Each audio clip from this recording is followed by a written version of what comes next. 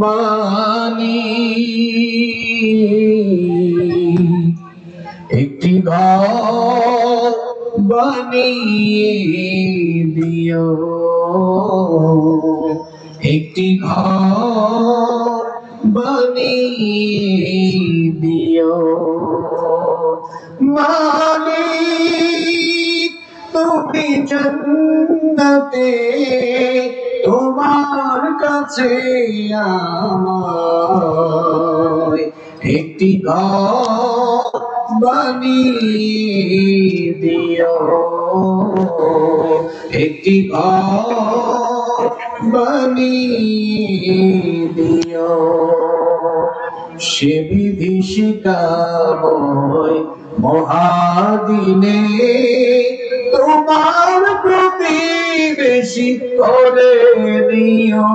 মালিক তুমি জান্নাতে তোমার কাছে আমায় একটি ঘর বানিয়ে দিও, একটি ঘর বানিয়ে দিও। যেদিন কেহ আসবে না কারো কোনো কাজে, যেদিন পাপী পাপের বোঝায় মরবে লাজে, যেদিন কেহ আসবে না কারো কোনো কাজে, যেদিন পাপী পাপের বোঝায় মরবে লাজে, পুল সিরাত পার হতে গিয়ে পিছলে যাবে কত পথিক, আবার কেহ পুণ্য নিয়ে পার হয়ে যাবে ঠিক ঠিক। সে মহাদিনে মহাক্ষণে, সে মহাদিনে মহাক্ষণে পার করে তুমি দিও। মালিক তুমি জান্নাতে তোমার কাছে আমায় একটি ঘর বানিয়ে দিও, একটি ঘর বানিয়ে দিও। তুমি দিও হাউজে কাউসারের পাশে স্থান, দিও তুমি শীতল আরশের নিচে সম্মান, তুমি দিও হাউজে কাউসারের পাশে স্থান, দিও তুমি শীতল আরশের নিচে সম্মান। প্রিয় রাসূলের প্রিয় উম্মত উতরে যাবে মহাবিচার, পরম আনন্দে জান্নাতে সাজাবে নব সংসার। সে মহানন্দে জান্নাতে, সে মহানন্দে জান্নাতে নবীর পাশে জায়গা দিও। মালিক তুমি জান্নাতে তোমার কাছে আমায় একটি ঘর বানিয়ে দিও, একটি ঘর বানিয়ে দিও। বাংলাদেশের ঐতিহ্যবাহী সাতক্ষীরা জেলার কালীগঞ্জ উপজেলায় অবস্থিত খুবদিপুর ঈদগাহ ময়দানে আয়োজিত 24শে গণ অভ্যুত্থানে যারা শহীদ হয়েছেন সেই সকল বীর শহীদদের স্মরণে আয়োজিত ছাত্র জনতা, প্রবাসী, খুবদিপুর ও আব্দুলখালী এলাকাবাসীর যৌথ ব্যবস্থাপনায় আয়োজিত আজকের এই ঐতিহাসিক তাফসীরুল কোরআন মাহফিলের সমাপনী অধিবেশনের মুহতারাম শ্রদ্ধাভাজন সভাপতি, বিশিষ্ট ব্যবসায়ী ও সমাজসেবক, আপনাদের সকলের প্রিয় এবং ভালোবাসার মানুষ জনাব আলহাজ শেখ গোলাম মাহমুদ সাহেব, হাইয়াহুল্লাহ ওয়া আতালাল্লাহু উমরাহ ওয়া বারাকাল্লাহু ফি হায়াতিহি। আমরা সবাই বলি আমিন। আজকের মাহফিলের সম্মানিত অতিথিবৃন্দ, বাংলাদেশ জাতীয়তাবাদী দল বিএনপি কালীগঞ্জ উপজেলা শাখার সাবেক সভাপতি এবং সাতক্ষীরা জজ কোর্টের সম্মানিত পিপি পাবলিক প্রসিকিউটর জনাব অ্যাডভোকেট শেখ আব্দুল সত্তার, শহীদ ঈদগাহ বাংলাদেশ জামাত ইসলামী সাতক্ষীরা জেলা শাখার সংগ্রামী সেক্রেটারি জনাব আলহাজ মোহাম্মদ আজিজুর রহমান, সাতক্ষীরা কালীগঞ্জ থানার সম্মানিত অফিসার ইনচার্জ জনাব মোহাম্মদ হাফিজুর রহমান। আল্লাহ তাআলা সকলকে দ্বীনের জন্য, কোরআনের জন্য কবুল করে নেন। আমরা সবাই বলি আমিন। পোস্টারে উল্লেখিত অন্যান্য সম্মানিত অতিথিবৃন্দ, সবার জন্য দোয়া করছি আল্লাহ তাআলা সকলকে দ্বীনের জন্য, কোরআনের জন্য কবুল করে নেন। আমরা সবাই বলি আমিন। মাহফিলে উপস্থিত এই এলাকার গণ্যমান্য এবং বিশিষ্ট ব্যক্তিবর্গ, উপস্থিত বিভিন্ন রাজনৈতিক দলের সম্মানিত নেতৃবৃন্দ, সামাজিক নেতৃবৃন্দ, আমার সামনে বসা আমার বাবার বয়সী সম্মানিত মুরব্বিয়ানে ইসলাম, যুগে যুগে আল্লাহর জমিনে আল্লাহর দ্বীন প্রতিষ্ঠায় যারা অগ্রসেনানীর ভূমিকা পালন করেছেন, আমার কলিজার টুকরা প্রিয় যুবক, তরুণ এবং ছাত্র ভাইয়েরা, পর্দার আড়াল থেকে শ্রবণরত শ্রদ্ধেয়া মা এবং বোনেরা, উপস্থিত মিডিয়ার প্রিয় কর্মী এবং সাংবাদিক ভাইয়েরা, প্রশাসন এবং গোয়েন্দা সংস্থার সম্মানিত ভাইয়েরা, প্রিয় কালীগঞ্জ তথা আমার সম্মানিত সাতক্ষীরাবাসী, আপনারা সবাই কেমন আছেন? আপনারা সকলে কেমন আছেন? আলহামদুলিল্লাহ। আমাকেও আপনারা জিজ্ঞেস করেছেন, এজন্য আপনাদের প্রতি ধন্যবাদ এবং কৃতজ্ঞতা জ্ঞাপন করছি। আলহামদুলিল্লাহ আলা কুল্লি হাল ওয়া ফি কুল্লি মাকান। আলহামদুলিল্লাহ, মহান রব আমাকেও ভালো রেখেছেন, আমাদের সবাইকে সুস্থতার সাথে বাঁচিয়ে রেখে আজকের এই সুন্দর, বরকতময়, নান্দনিক এবং জান্নাতি এই আয়োজনে আমাদেরকে শামিল হওয়ার তৌফিক যিনি দান করেছেন, গলার আওয়াজ বড় করে সবাই বলেন তো তিনি কে? সেই মহান রবের জন্য হৃদয়ের সবটুকু ভালোবাসা, আবেগ, অনুভূতিকে উজাড় করে দিয়ে খুশি মনে, প্রাণবন্ত আওয়াজে, উচ্চ কণ্ঠে কালিমাতুশ শুকর আদায় করে আমরা সকলেই পড়ছি আলহামদুলিল্লাহ। আমার সাথে সকলে পড়ুন রব্বানা লাকাল হামদ হামদান কাসীরান তাইয়িবান মুবারাকান ফীহি। সবাই বলুন ইয়া রাব্বি লাকাল হামদু ওয়া লাকাশ শুকরু কামা ইয়ানবাগি লিজালালি ওয়াজহিকা ওয়া আযীমি সুলতানিকা। মোহব্বতে পড়ুন লাকাল হামদু বিল ঈমান ওয়া লাকাল হামদু বিল ইসলাম ওয়া লাকাল হামদু বিল কুরআন। আমরা প্রশংসা করলাম কার? বুঝে শুনে বুদ্ধিমানের মতো জবাব দেন, ফায়দা হয়েছে কার? কেউ কেউ বলছে আল্লাহ। প্রশংসা করেছি আল্লাহর, কিন্তু ফায়দা হয়েছে। আমরা যদি এখানে কোনো ব্যক্তির প্রশংসা করতাম, গুণগান গাইতাম, ফায়দা আমাদের হতো না তার হতো? কিন্তু আমরা অনেকে বুঝি না। আমাদের দেশে অনেকে আছে, বক্তৃতা আরম্ভ করলে আল্লাহর নামও নেয় না, রসুলের নামও নেয় না, বিসমিল্লাহও করে না।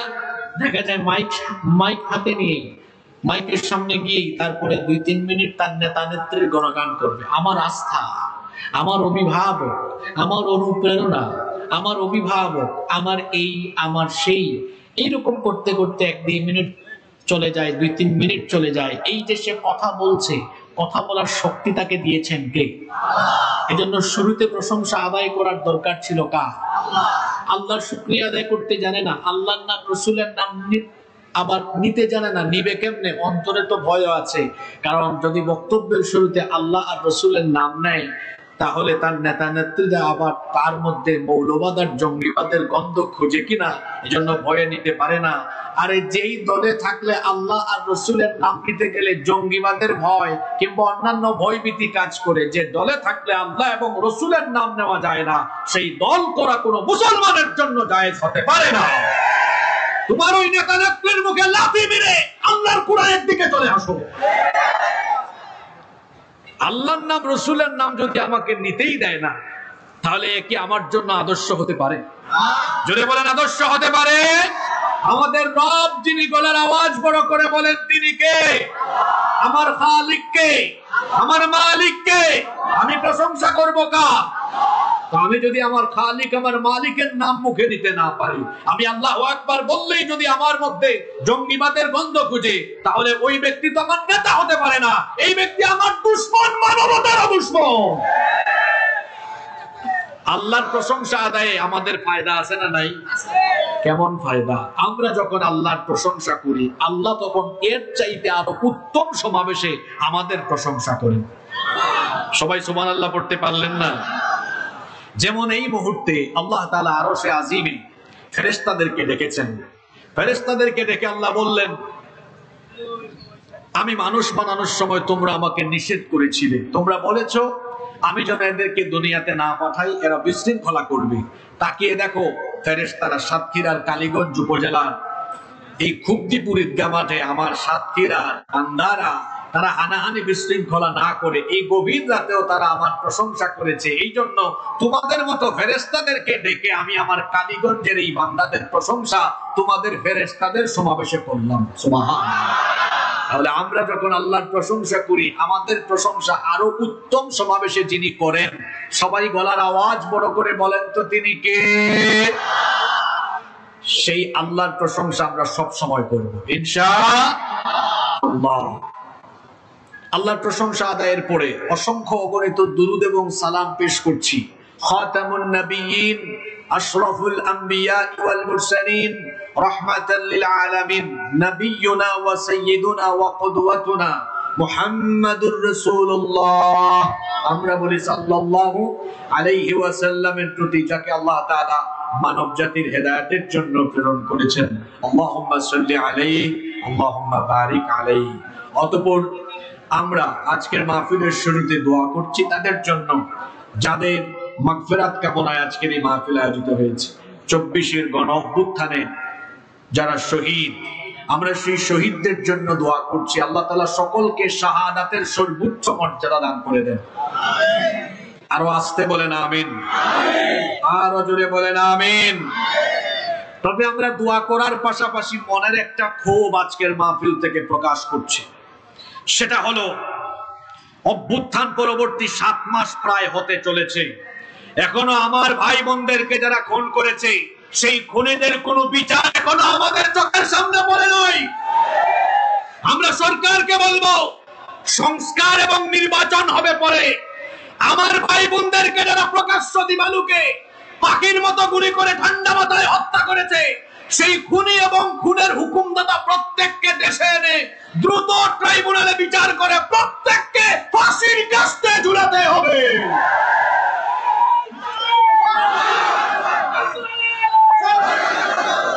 আমার দেশে বিএনপি, জামাত, জাতীয় পার্টি, অন্যান্য যত রাজনৈতিক দল আছেন, সবাইকে বলবো, খুব লাফালাফি শুরু করেছেন আপনারা নির্বাচন নিয়ে।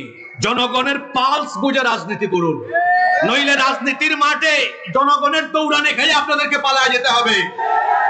এদেশে যারা জেনজি আছে, 18, 20, 22, 24, 26 বছরের যুবকেরা, এরা নির্বাচনের আগে এই দেশে খুনিদের বিচার দেখতে চায়।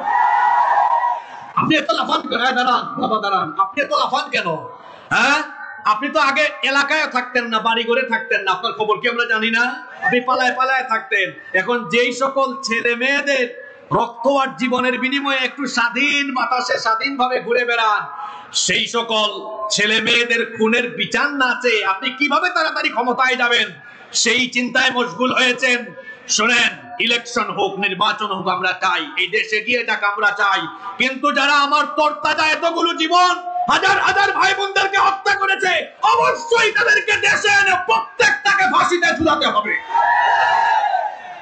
জালিমের কোনো ক্ষমা, যে ব্যক্তি জালিমকে ক্ষমা করে সেও একটা জালিম। কথা বুঝেছেন? কি বুঝছেন? যে জালিমকে ক্ষমা করে সেও, জোরে বলেন, যে জালিমকে ক্ষমা করে সেও। বিশ্বাসঘাতকতার কোনো ক্ষমা নাই। আপনি ইসলাম নিয়ে স্টাডি করুন। খন্দকের যুদ্ধের পরে রাসূল কয়েকজনকে ক্ষমা করেন নাই, বলেছেন ডিরেক্ট কতল করে ফেলো। কেন? বিশ্বাসঘাতকতা করেছে। কি করেছে? যারা আমার দেশকে পার্শ্ববর্তী দেশের সেবাদাস বানাতে চেয়েছে, যারা আমার দেশকে পার্শ্ববর্তী দেশের কাছে বিক্রি করতে চেয়েছে, এরা দেশপ্রেমিক নয়, এরা বিশ্বাসঘাতক। অবশ্যই এদেরকে শাস্তি দিতে হবে। আপনারা কি কষ্ট পেলেন নাকি? যাদের মাগফিরাত কামনায় মাহফিল, তাদের জন্য কিছু কথা তো আমার বলতেই হবে।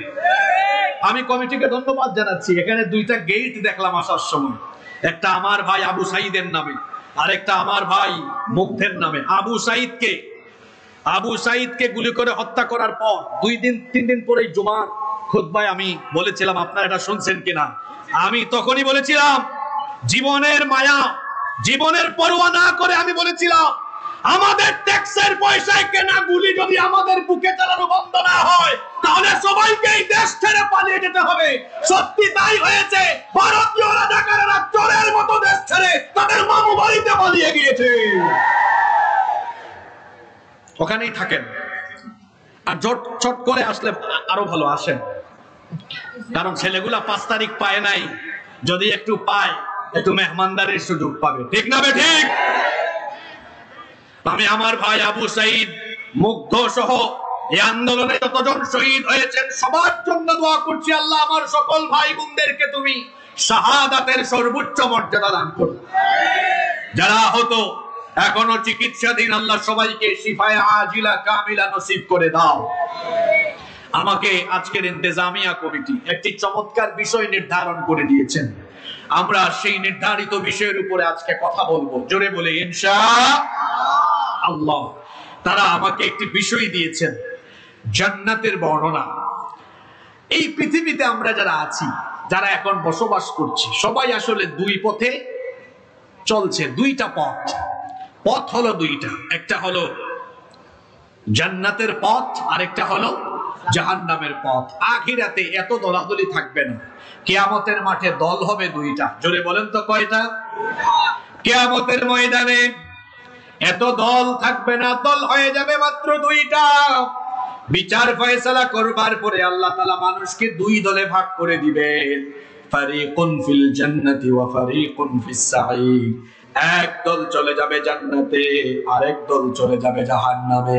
সেই দিন হাসরের ময়দানে যিনি বিচার করবেন, বিচার দিবসের মালিক, বিচার দিবসের বিচারক, তিনি গলার আওয়াজ বড় করে বলেন, তিনি কে?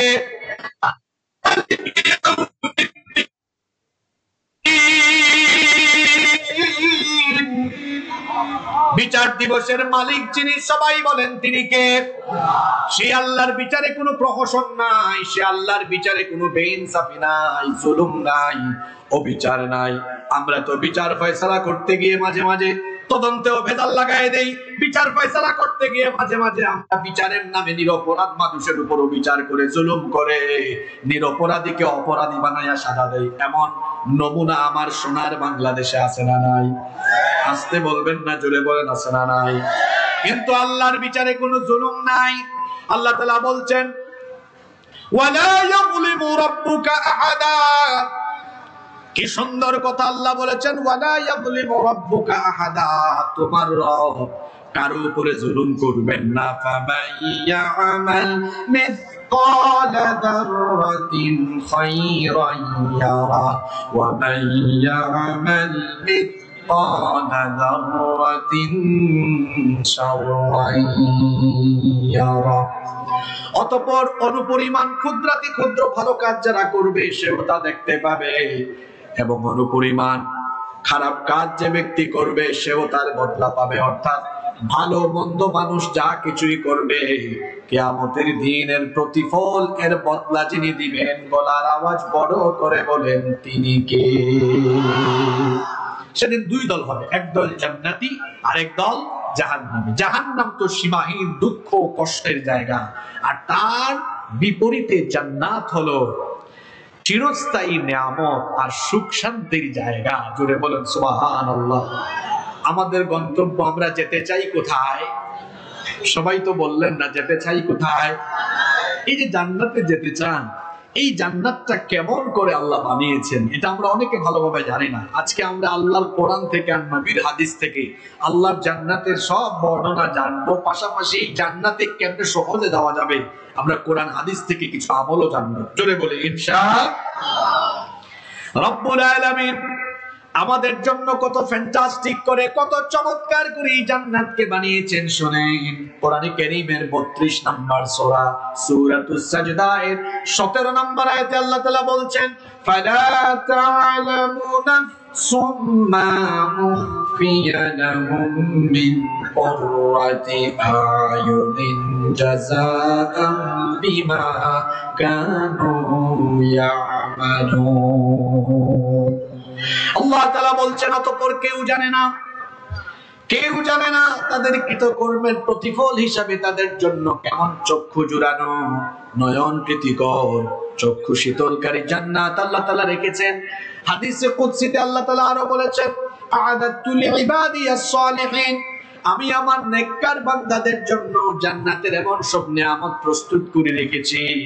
আল্লাহ তাআলা বলছেন, মা লা আইন রাআত, যেই নিয়ামতরা যে এখনো পৃথিবীর কোন চক্ষু অবলোকন করেনি, ওয়ালা উযুনুন সামিআত, যেই নিয়ামতের কথা এখনো পৃথিবীর কোন কান শুনতে পায়নি, ওয়ালা খাতারা আলা কলবি বাশার, জান্নাতের যে নিয়ামতের কথা পৃথিবীর কোন মানুষের অন্তঃকরণ এখনো উপলব্ধি করতে পারেনি, এই রকমের জান্নাত জান্নাতীদের জন্য যিনি প্রস্তুত করেছেন তিনি কে?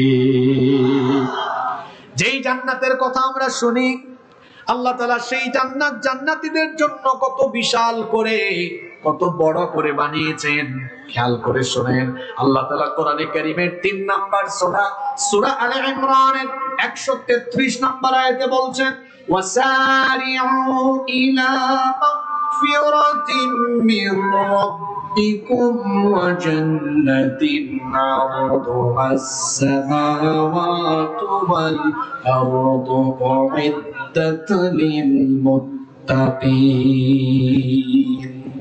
আল্লাহ তাআলা বলছেন, তোমরা তোমাদের রবের ক্ষমা আর সেই জান্নাতের দিকে অগ্রসর হও, যেই জান্নাতকে আল্লাহ তাআলা তোমাদের জন্য, সামাওয়াত শব্দ আল্লাহ দিয়েছেন, এক বচন দেন নাই, বহু বচন দিয়েছেন।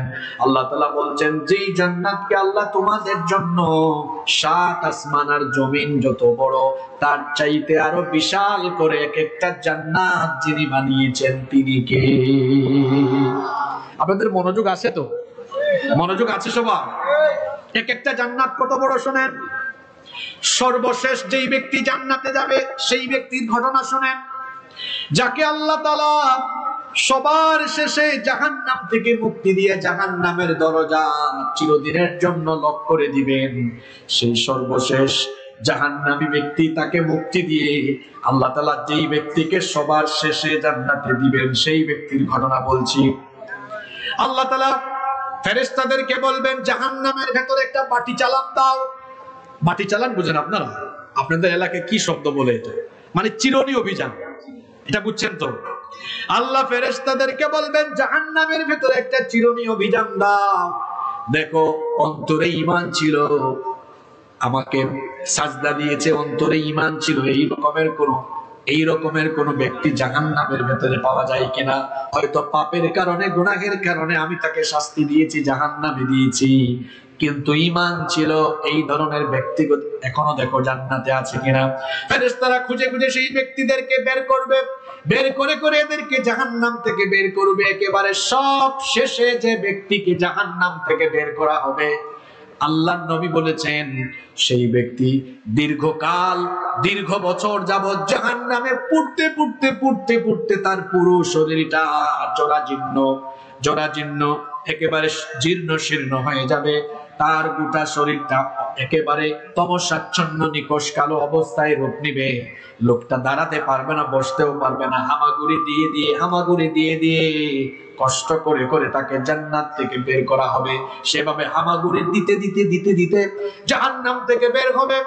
বের করার পরে সে জাহান্নাম থেকে বের হয়ে জাহান্নামের দিকে তাকায় কাঁদতে থাকবে। আল্লাহ বলবেন আমার বান্দা তুমি কাঁদো কেন?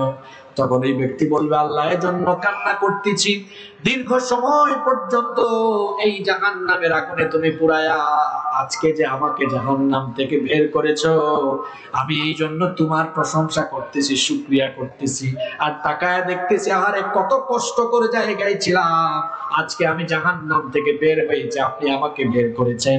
মনে হচ্ছে যেন আমি যে কত শান্তি পেলাম এটা বোঝানো আমার দ্বারা সম্ভব নয়। আল্লাহ তাআলা তখন সেই ব্যক্তিকে বলবেন ওই যে দেখো সামনে তোমার জন্য একটা সুন্দর গাছ আছে। সেই ব্যক্তি তখন হামাগুড়ি দিয়ে দিয়ে ওই গাছের নিকটে যাবে, গাছের ছায়ায় বসবে, পানি পান করবে। কিছুক্ষণ পরে সে দূরে তাকিয়ে দেখবে আরেকটা সুন্দর গাছ দেখা যায়, যে গাছের নিচে বসে আছে এটার চাইতে আরো সুন্দর, আরো উত্তম। সে তখন বলবে আল্লাহ আমাকে যদি তুমি ওই গাছের নিকট দাও, আমি আর তোমার কাছে কিছু চাইবো না। আল্লাহ তখন বলবেন তুমি কি সত্যি আমার কাছে আর কিছু চাইবে না? সেই ব্যক্তি বলবে আল্লাহ কসম করে বলছি আমি আর চাইবো না। আল্লাহ তখন সেই ব্যক্তিকে দ্বিতীয় গাছের কাছে নিয়ে যাবেন। এবার এই লোক সেই গাছের ছায়ার নিচে বসবে। কিছুক্ষণ পর দেখতে পাবে আরো একটা সুন্দর গাছ দেখা যায়। সে বলবে আল্লাহ ওই গাছ তো দেখতেছি এই দুইটা গাছের চাইতেও আরো সুন্দর, আরো উত্তম, তুমি আমাকে মেহেরবানি করে ওই গাছ পর্যন্ত পৌঁছায় দাও। তখন আল্লাহ তাআলা বলবেন বান্দারে তুমি তো বলেছিলে তুমি আর আমার কাছে কিছু চাইবে না। সে তখন বলবে আল্লাহ এটাই শেষবার চাইলাম, আমাকে দাও। তখন আল্লাহ তাআলা সেই ব্যক্তির এই আবেদন মঞ্জুর করে সেই গাছ পর্যন্ত দিবেন। এবার সেই ব্যক্তি আল্লাহ তাআলার কাছে ফরিয়াদ করবে আল্লাহ জাহান্নাম থেকে তো তুমি আমাকে মুক্তি দিয়েছো, কিন্তু তুমি জান্নাতকে কত সুন্দর করে বানিয়েছো এটা তো আমি জানি না। আমি তোমার বানানো জান্নাতকে জান্নাতের ভিতরে ঢুকে নয়, জান্নাতের বাহির থেকে এক নজর একটু দেখতে চাই, দেখার সুযোগটা আমাকে দাও। শুনতেছেন? জান্নাত কেমন করে বানিয়েছো আমাকে দেখার এক নজর সুযোগ দাও। আল্লাহ বলবেন বান্দা তুমি না বলেছো আমার কাছে আর কিছু চাইবে না, এখন আবার চাইলে কেন? সে বলবে আল্লাহ আর চাইবে না, এটাই শেষবার। আল্লাহ তাআলা তখন বলবেন ঠিক আছে, ফেরেশতাদেরকে বলবেন আমার এই বান্দাকে জান্নাতের গেটের কাছে নিয়ে যাও যেন সে বাহির থেকে জান্নাতটা একটু দেখতে পারে। এবার ফেরেশতারা এই ব্যক্তিকে জান্নাতের দরজার কাছে নিয়ে যাবে। জান্নাতের দরজার কাছে যাওয়ার পরে সেই ব্যক্তির কানে জান্নাতীদের আওয়াজ আসতে থাকবে, আল্লাহু আকবার। জান্নাতীদের আওয়াজ শুনে, জান্নাতীদের সাউন্ড শুনে সেই ব্যক্তি বলবে আল্লাহ আমি তো জান্নাতীদের আওয়াজ শুনতেছি, জান্নাতের বাহির থেকে জান্নাতকে ভালোভাবে দেখাও যায় না, অল্প অল্প দেখতেছি। আল্লাহ গো তোমার কাছে আমি আরেকটা বার ফরিয়াদ করছি, দয়া করে একটা বার আমাকে জান্নাতে ঢোকার সুযোগ দাও। আমি জান্নাতে থাকতে চাইবো না, একবার শুধু দেখার সুযোগ দাও। আল্লাহ বলবেন তুমি তো বারবার বলো আর কিছু চাইবে না, কিন্তু এরপরে কেন আবার চাইলে? এই ব্যক্তি বলবে আল্লাহ আর চাইবো না, একবার শুধু ভিতরে ঢুকাও, দেখেই আমি আবার বের হয়ে আসবো। আল্লাহ তখন বলবেন ঠিক আছে যাও, তোমাকে অনুমতি দেওয়া হলো। সুবহানাল্লাহ। এই লোকটা তখন জান্নাতের গেটের কাছে গিয়ে ঢুকতে চাইবে, কিন্তু ফেরেশতারা বাধা দিবে। ফেরেশতা বলবে কে আপনি, কেন এখানে ঢুকতে চান? তখন সে বলবে আমাকে তো আল্লাহ তাআলা পারমিশন দিয়েছেন জান্নাতটা একটু দেখে আসার জন্য। ফেরেশতা তখন বলবে না, আপনার মতো কালো চেহারার মানুষ জান্নাতে ঢোকার কোনো পারমিশন নাই। ওই যে একটু আগে বলছিলাম লোকটাকে জাহান্নামের আগুনে পুরাতে পুরাতে লোকটার পুরো শরীর কি হয়ে গিয়েছে? কালো হয়ে গিয়েছে। কোন কালো মানুষ জান্নাতে যাবে না, যাদের চামড়া একটু কালো। আপনারা আবার হতাশ হয়ে যাবেন না, কারণ যখন জান্নাতীরা জান্নাতে ঢুকবে সকলের চেহারাকে আল্লাহ তাআলা পূর্ণিমার চাঁদের চাইতেও আরো সুন্দর বানিয়ে জান্নাতে ঢুকাবে। ফেরেশতা তখন বলবেন তোমার তো জান্নাতে যাওয়ার পারমিশন নাই, এই চেহারা নিয়ে জান্নাতে যেতে পারবা না। তখন তার মন খারাপ হয়ে যাবে। ফেরেশতা বলবে মন খারাপ করো না, ওই যে জান্নাত আর জাহান্নামের মাঝখানে নাহরুল হায়াত নামক একটা ঝর্ণা আছে, ওখানে যাও, ওই ঝর্ণা বা কুয়ায় গিয়ে একটা ডুব দাও, গোসল দিয়ে আসো। লোকটা হামাগুড়ি দিয়ে দিয়ে ওই ঝর্ণা বা ওই কুয়ার কাছে যখন যাবে, যাওয়ার পরে কোনো মতে একটা ডুব যখন মারবে, লোকটা ডুব দিবে কালো চেহারা নিয়ে, কিন্তু যখন সে উঠবে, উঠার সময় জান্নাতি সুন্দর হাস্যোজ্জ্বল পূর্ণিমার চাঁদের চাইতেও আরো চমৎকার চেহারা নিয়ে ঝর্ণা বা কুয়া থেকে দাঁড়াবে। এরপরে লোকটা গেটের কাছে আসবে, ফেরেশতা তখন বলবে আহলান ওয়া সাহলান, তোমাকে মোবারকবাদ, ঢুকো। লোকটা আবার ঢুকবে, ঢুকার পরে আবার জান্নাত ঘুরে ঘুরে দেখবে, এরপরে কাঁদতে থাকবে। আল্লাহ জিজ্ঞেস করবেন বান্দারে তুমি কাঁদো কেন? ফের তখন এই ব্যক্তি বলবে আল্লাহ এই জন্য কাঁদতেছি, তুমি তো আমাকে বলেছো, পারমিশন দিয়েছো জান্নাতটা দেখার জন্য, তোমার এত বিশাল জান্নাত আমি দেখতেছি, আমার মনটা চাইতেছে এখানে যদি থাকতে পারতাম। আল্লাহ গো তোমার কাছে কেমনে বলবো, সাহস হয় না। আল্লাহ বলেন তুই না আগে বললি আর আমার কাছে চাইবে না?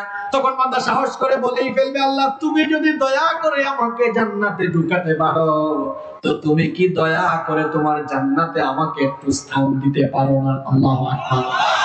আল্লাহ বলবেন ঠিক আছে, যেহেতু ঢুকে গেছিস বের হওয়ার দরকার নাই, আমি তোকে জান্নাতে থাকার পারমিশন দিলাম।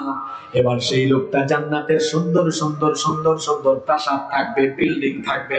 এখন বলেন তো দেখি জান্নাতের সেই প্রাসাদগুলো, বিল্ডিং গুলো আমাদের বাংলাদেশ বা পৃথিবীর যে বিল্ডিং গুলো আছে, এই বিল্ডিং গুলোর মতো বিল্ডিং এর ডিজাইন নাকি? জোরে বলেন এরকম নাকি? লোকটা এবার জান্নাতের প্রাসাদের সামনে যাবে। শুনেন, এটা মুসনাদে আহমদের হাদিস। জান্নাতের পাশে গিয়ে, বিল্ডিং এর পাশে গিয়ে দেখবে হায় হায় হায় এটা কেমন বিল্ডিং, লাবিনাতুম মিন ফিদ্দাতিন ওয়া লাবিনাতুম মিন যাহাব। গিয়ে দেখবে স্বর্ণ আর রৌপ্যের ইটের গাঁথনি দিয়ে জান্নাতের প্রত্যেকটা বিল্ডিং এর দেয়ালকে ডিজাইন করা হয়েছে। সুবহানাল্লাহ, মুখ দিয়ে বাইরে হলো না। কিসের ইট? স্বর্ণ আর, জোরে বলেন স্বর্ণ আর কিসের? জোরে বলেন স্বর্ণ আর রৌপ্যের ইটের গাঁথনি দিয়ে জান্নাতের বিল্ডিং এর দেয়ালগুলো প্রস্তুত করা হয়েছে। ওয়া মিলাতুল মিসকুল আদফার ওয়া হাসবাউল লুলু ওয়াল ইয়াকুত, ইয়াকুতের পাথর দিয়ে আর মেশকের সুগন্ধিযুক্ত বালু আর সিমেন্ট ব্যবহার করা হয়েছে। শুধু তাই নয়, ওয়া তুরবাতুহা জাফরান, জাফরানের মেঝে প্রস্তুত করা হয়েছে। কিন্তু লোকটা কোনো বিল্ডিং এ ঢুকতে পারবে না, কারণ প্রত্যেকটা বিল্ডিং এর এক একজন মালিক আছে না নাই? জুড়ে বলেন আছে না নাই? সাতক্ষীরা শহরে গিয়ে আপনি কি যে কারো বিল্ডিং এ ঢুকতে পারবেন নাকি? প্রত্যেক বিল্ডিং এর সামনে নাম আছে খান মঞ্জিল, চৌধুরী মঞ্জিল। এই লোকটা জান্নাতে ঢুকে দেখবে জান্নাতের প্রত্যেকটা বিল্ডিং এর সামনে নাম ফলক আছে, এটা অমুকের, এটা তমুকের। কোন বিল্ডিং পাবে না। সে বলবে আল্লাহ আমাকে তো সবার শেষে জান্নাতে ঢুকাইছো, এখন তো জান্নাতের সব জায়গা মনে হয় দখল হয়ে গিয়েছে, আমি কোথায় থাকবো বলো? আল্লাহ তাআলা তখন এটা হাদিসে কুদসি, আল্লাহ তাআলা তখন একটু হাসি দিয়ে বলবেন বান্দারে আমি তোর জন্য কত বড় জান্নাত রেখেছি তুই কি জানিস নাকি? তখন সেই বান্দা বলবে না আল্লাহ আমি তো জানি না, মনে তো হচ্ছে জান্নাতের সব জায়গা দখল হয়ে গিয়েছে। আল্লাহ বলবেন না শোন, তুই তো সর্বশেষ জান্নাতি, তোকেও আমি যে জান্নাতটা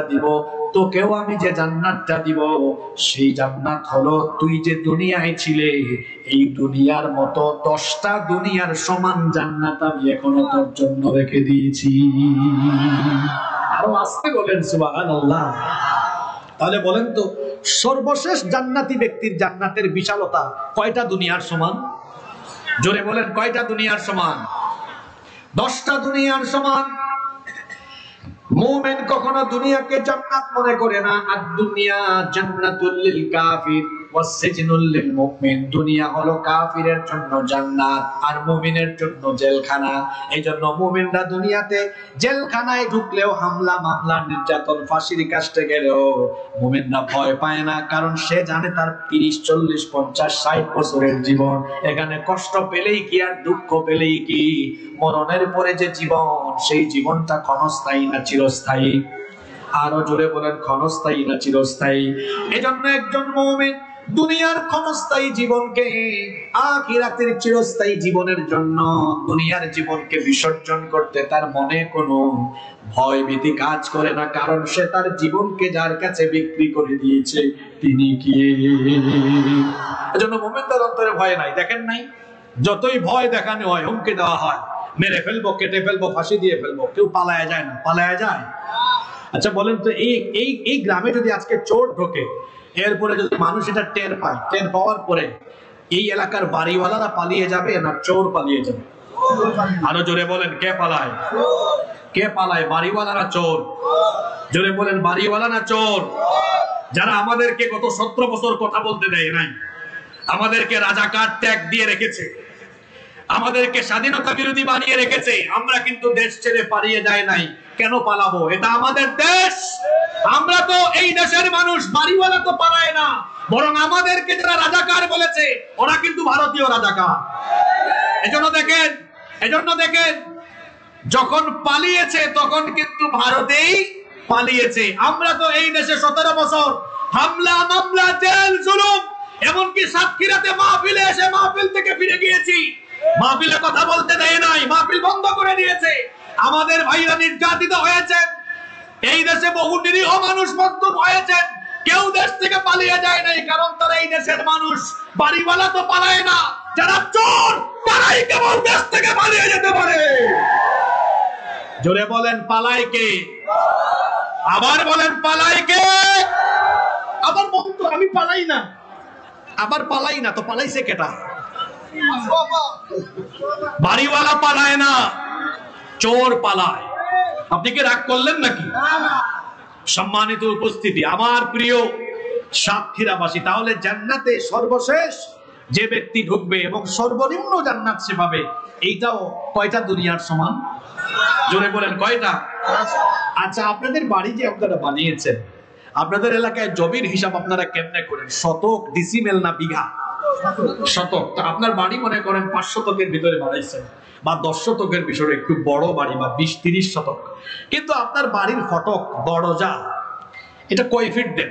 এই যে পাল্লাগুলা, চৌকাট 3 ফিট, আড়াই তো ছোট, 2.5, 3, 3.5, 4 বা আরো বেশি হয়, কিন্তু কমন সাইজ হলো কি 3 থেকে 3.5, 3 থেকে 3.5। এখন আপনারা বলেন তো, জান্নাত যদি 10টা দুনিয়ার চাইতে আরো বিশাল ছোট জান্নাত হয়, বড়টা আরো বড়, তাই না?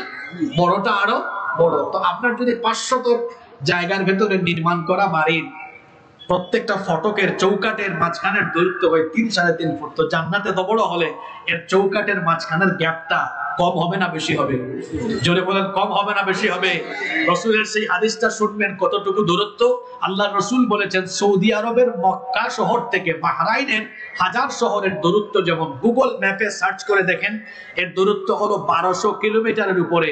তার মানে হলো, এদিকে তাকান, কেমনে বুঝাইতাম আমি, হ্যাঁ, এই যে দেখেন, জান্নাতের এই দরজার চৌকাট, দুই দিকে 2টা চৌকাটের মাঝখানের এই গ্যাপের ডিসটেন্স হলো 1200 কিলোমিটারের চাইতে আরো বেশি। আপনারা খুশি না বেজার? জোরে বলেন, খুশি না বেজার? শীতকাল শেষ হচ্ছে, এই যে গরম আসতেছে, আমি ঘামায় যাচ্ছি। জান্নাতে গেলে শীত লাগলে, গরম লাগলে জান্নাতে এনজয় করা যাবে না, ফুর্তি করা যাবে না। আল্লাহ বলছেন, বান্দারে জান্নাতে তোর যেন ডিস্টার্ব না হয়, তোর যেন আরাম লাগে, তোর যেন খারাপ না লাগে। এজন্য জান্নাতের ওয়েদারটাকে কেমন বানিয়েছে শোনো। লা ইয়ারাউনা ফিহা শামসান ওয়ালা জামহারিরা। জান্নাতে ঢোকার পরে তোমার গরমও লাগবে না, শীতও লাগবে না, নাতিশীতোষ্ণ আবহাওয়া জান্নাতের ভেতরে বিরাজমান থাকবে। যুবক সুবহানাল্লাহ। এই জান্নাতের উদ্বোধনী অনুষ্ঠান কেমন হবে শুনতে মন চায় না? কষ্ট হচ্ছে নাকি আপনাদের? জান্নাতের উদ্বোধনী অনুষ্ঠান মানে জান্নাত কেমনে উদ্বোধন করা হবে। দেখেন না, আমার দেশে এমপি মন্ত্রীরা এসে বিভিন্ন কিছু উদ্বোধন করে, অনেকে ফিতা কাটে না? জান্নাত কেমনে উদ্বোধন করা হবে শোনেন। জান্নাতের উদ্বোধনী অনুষ্ঠানের প্রধান অতিথি হলেন আমার নবী, আপনার নবী মুহাম্মদুর রাসূলুল্লাহ। আমরা বলি সাল্লাল্লাহু আলাইহি ওয়াসাল্লাম। আপনারা খুশি না বেজার?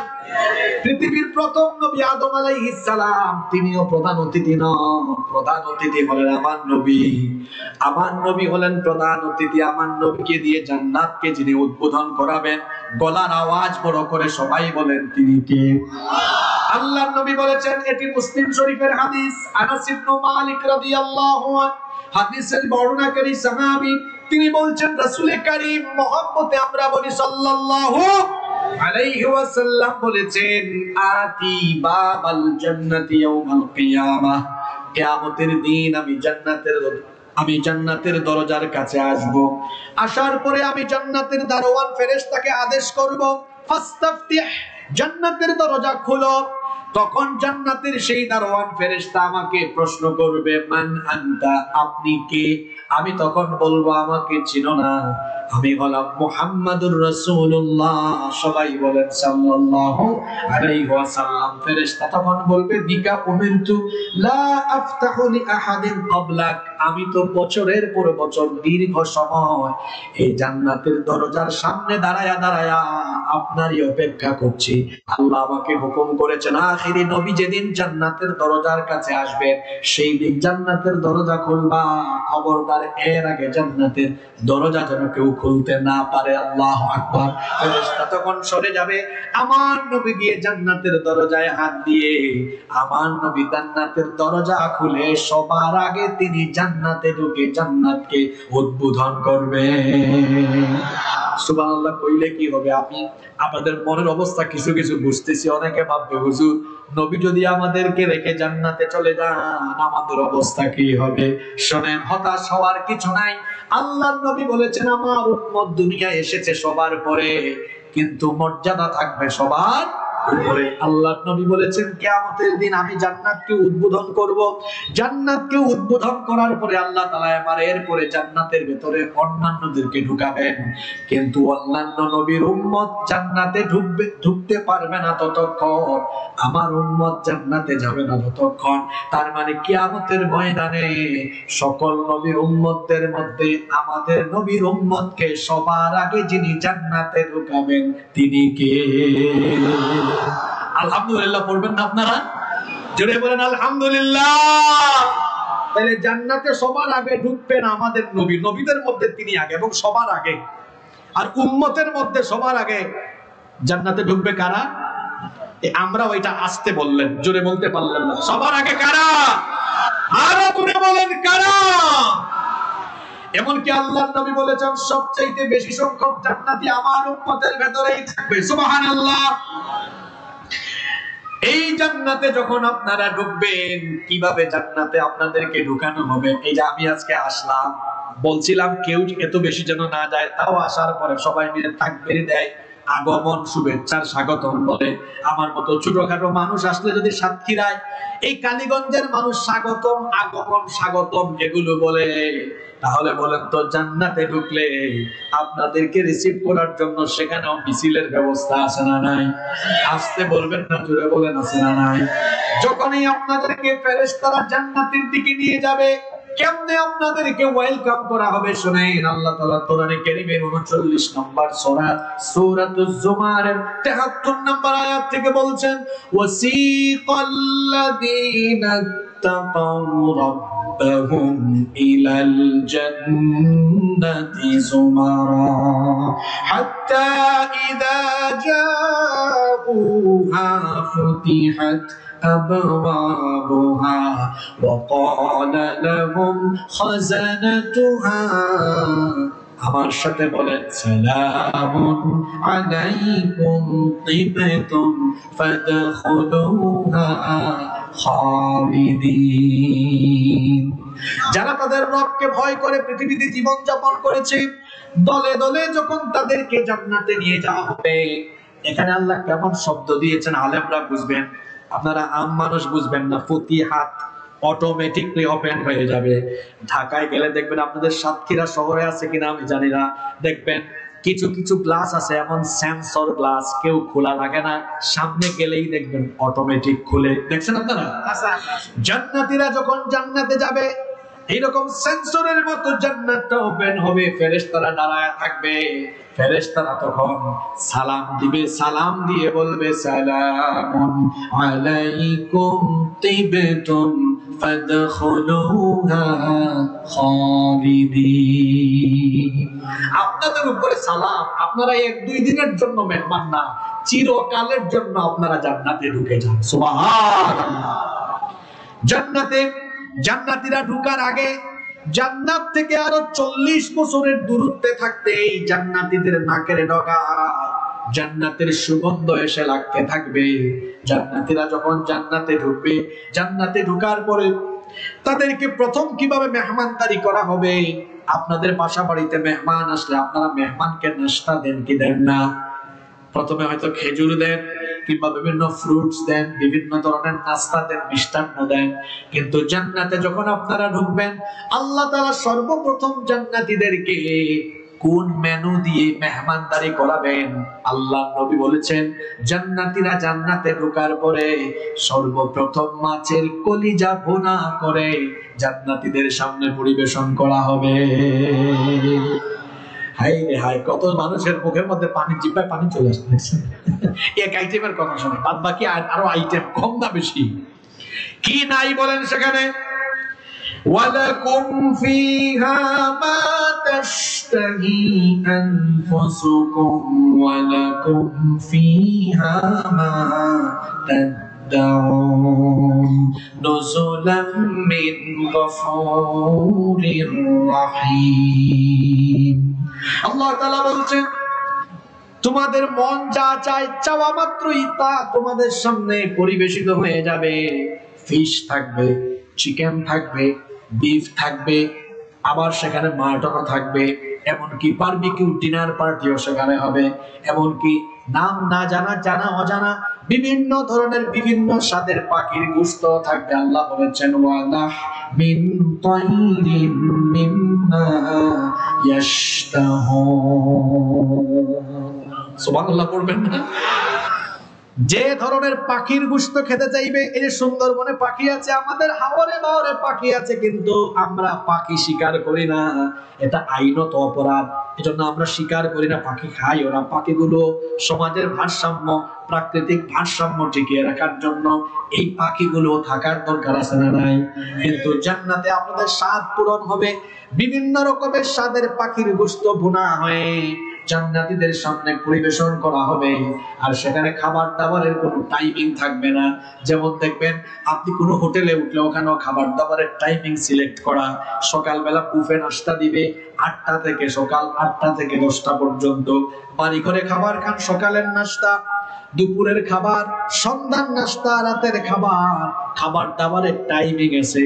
কিন্তু জান্নাতের ভেতরে কোনো টাইমিং নাই। জান্নাতে যখন তখন বান্দা যা চাইবে, চাওয়া মাত্রই তার সামনে হাজির হয়ে যাবে।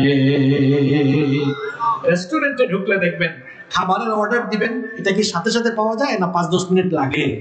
কিন্তু জান্নাতে এক বান্দা সে ইচ্ছা করছে, ইস এখন যদি একটু পাখির গোশত খাইতাম, একটু ফল ফুল খাইতাম, এটা মনে মনে চাইবে, মনে মনে চাওয়া শেষ হতে না হতেই তার সামনে হাজির হয়ে যাবে। আল্লাহু আকবার, আল্লাহু আকবার। শুধু তাই নয়, জান্নাতের ভেতরে অনেক রকম ফলও থাকবে। লাহুম ফিহা ফাকিহাতু ওয়া লাহুম মা ইয়াদউন।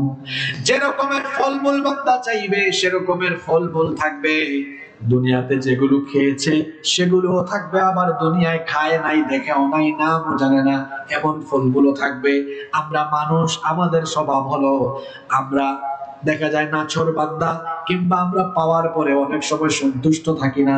জান্নাতে জান্নাতীরা যখন দুনিয়ার ফলমূল দেখবে, সেখানে আপেল, আঙ্গুর, ডালিম, বেদানা, জান্নাতি খাবারের ভেতরে যখন দুনিয়াবি খাবারও দেখবে, দুনিয়াবি কিছু ফলমূল দেখবে, তখন তারা বলবে, কুল্লামা রুজিকু মিনহা মিন সামারাতির রিজকান ক্বালু হাযাল্লাযী রুজিকনা মিন ক্বাবলু ফাকুতুবু বিহি মুতাশাবিহা। তখন তারা বলবে, আল্লাহ এগুলো এখানে কেন দিয়েছেন? দুনিয়ায় তো এগুলো আমরা খেয়ে দিয়ে শেষ করেছি, এখন আবার কেন দিচ্ছেন? আল্লাহ নবী বলেছেন, যখন তারা এইরকম কথা বলবে আল্লাহ তাদেরকে বলবেন, শোনো আমার জান্নাতি বান্দা, দুনিয়ায় যে ফলমূল খেয়েছো, এক ফলে এক রকম স্বাদ, কাঁঠালের স্বাদ কাঁঠালে, জামের স্বাদ জামে, আমের স্বাদ আমে, এক একটা ফলে এক রকমের স্বাদ। আবার দুনিয়ার ফলমূল গুলোতে ভেজাল ছিল, ফরমালিন ছিল, কিন্তু বান্দা শোনো, জান্নাতি ফলের ভেতরে কোনো ফরমালিন নাই, ভেজালও নাই। আবার জান্নাতের এক একটা ফলে এক এক রকমের স্বাদ নয়, বরং জান্নাতের এক একটা ফলের ভেতরে আমি আল্লাহ 70 রকমের স্বাদ রেখে দিয়েছি। এক ফলে কয় রকম স্বাদ? জোরে বলেন, কয় রকম? শুধু খাবার দাবার আর ফলমূল নয়, আল্লাহ বলছেন ড্রিঙ্কসও থাকবে। ওয়াসাকাহুম রাব্বুহু শারাবান তাহুরা, পবিত্র শরাব, পবিত্র পানীয় তাদেরকে দেওয়া হবে। অনেক ধরনের পানীয়, অনেক ধরনের ড্রিঙ্কস থাকবে। শুনেন আল্লাহ তাআলা কি বলছেন, মাতালুল জান্নাতিল্লাতী উইদাল মুত্তাকুন ফিহা আনহারুম মিন মাইন গায়রি আসিন ওয়া আনহারুম মিন লাবানিন লাম ইয়াতাগায়্যার তা'আমুহু ওয়া আনহারুম মিন খামরিল লাযযাতিন লিশ-শারিবিন ওয়া আনহারুম মিন আসালিন মুসাফফা। 4 ধরনের শরাবের নহর থাকবে, এক বোতল আর 2 বোতল নয়। আল্লাহ তাআলা বলছেন, তোমার জন্য সুমিষ্ট ফ্রেশ পানির ঝর্ণা দ্বারা আমি বহমান করে দিব। সুবহানাল্লাহ। 1 2 নাম্বার হলো এমন দুধের নহর, যেই দুধের স্বাদ কখনো নষ্ট হয় না। আচ্ছা বলেন তো দেখি, আজকে দুধ দহন করে দুধ যদি রেখে দেন কয়েক ঘন্টা বা একদিন থাকার পরে, এটা কি দুধ থাকে না দধি হয়ে যায়? কথা কম রাখেন। দুধ কি দুধ থাকে? স্বাদ পরিবর্তন হয়ে যায়, রঙও পরিবর্তন হয়ে যায়। দেখবেন এটা যখন ঘিতে পরিণত হয়, মাখনে রূপান্তর হয়, স্বাদও পরিবর্তন হয়, রঙও পরিবর্তন হয়।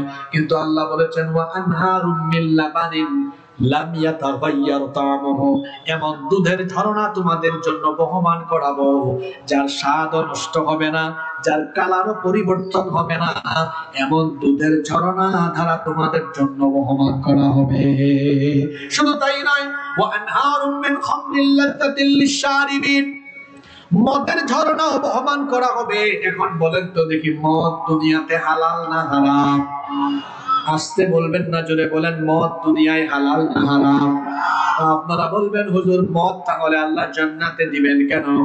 দুনিয়ার মদের মতো হারাম আর নাপাক মদ জান্নাতে থাকবে না, বরং জান্নাতের সেই মদ হবে এমন, যেটা সেবন করলে পরে, গ্রহণ করলে পরে সেন্স বিলুপ্ত হবে না, শরীরের কোনো ক্ষতি হবে না, এমন এক ধরনের শরাব থাকবে। দুনিয়াতে যেই মদ আল্লাহ হারাম করেছেন এটা শরীরের জন্য ক্ষতিকর, এমনকি এটা সেবন করলে, গ্রহণ করলে পরে মানুষের সেন্স ঠিক থাকে না, বউ কেউ চিনে না, আম্মা বলে ডাক দেয়, আছে না নাই? সেন্স বিলুপ্ত হয়ে যায়, মাথা ঠিক থাকে না, সেন্স বিলুপ্ত হয়ে যায়, শরীরেরও ক্ষতি হয়।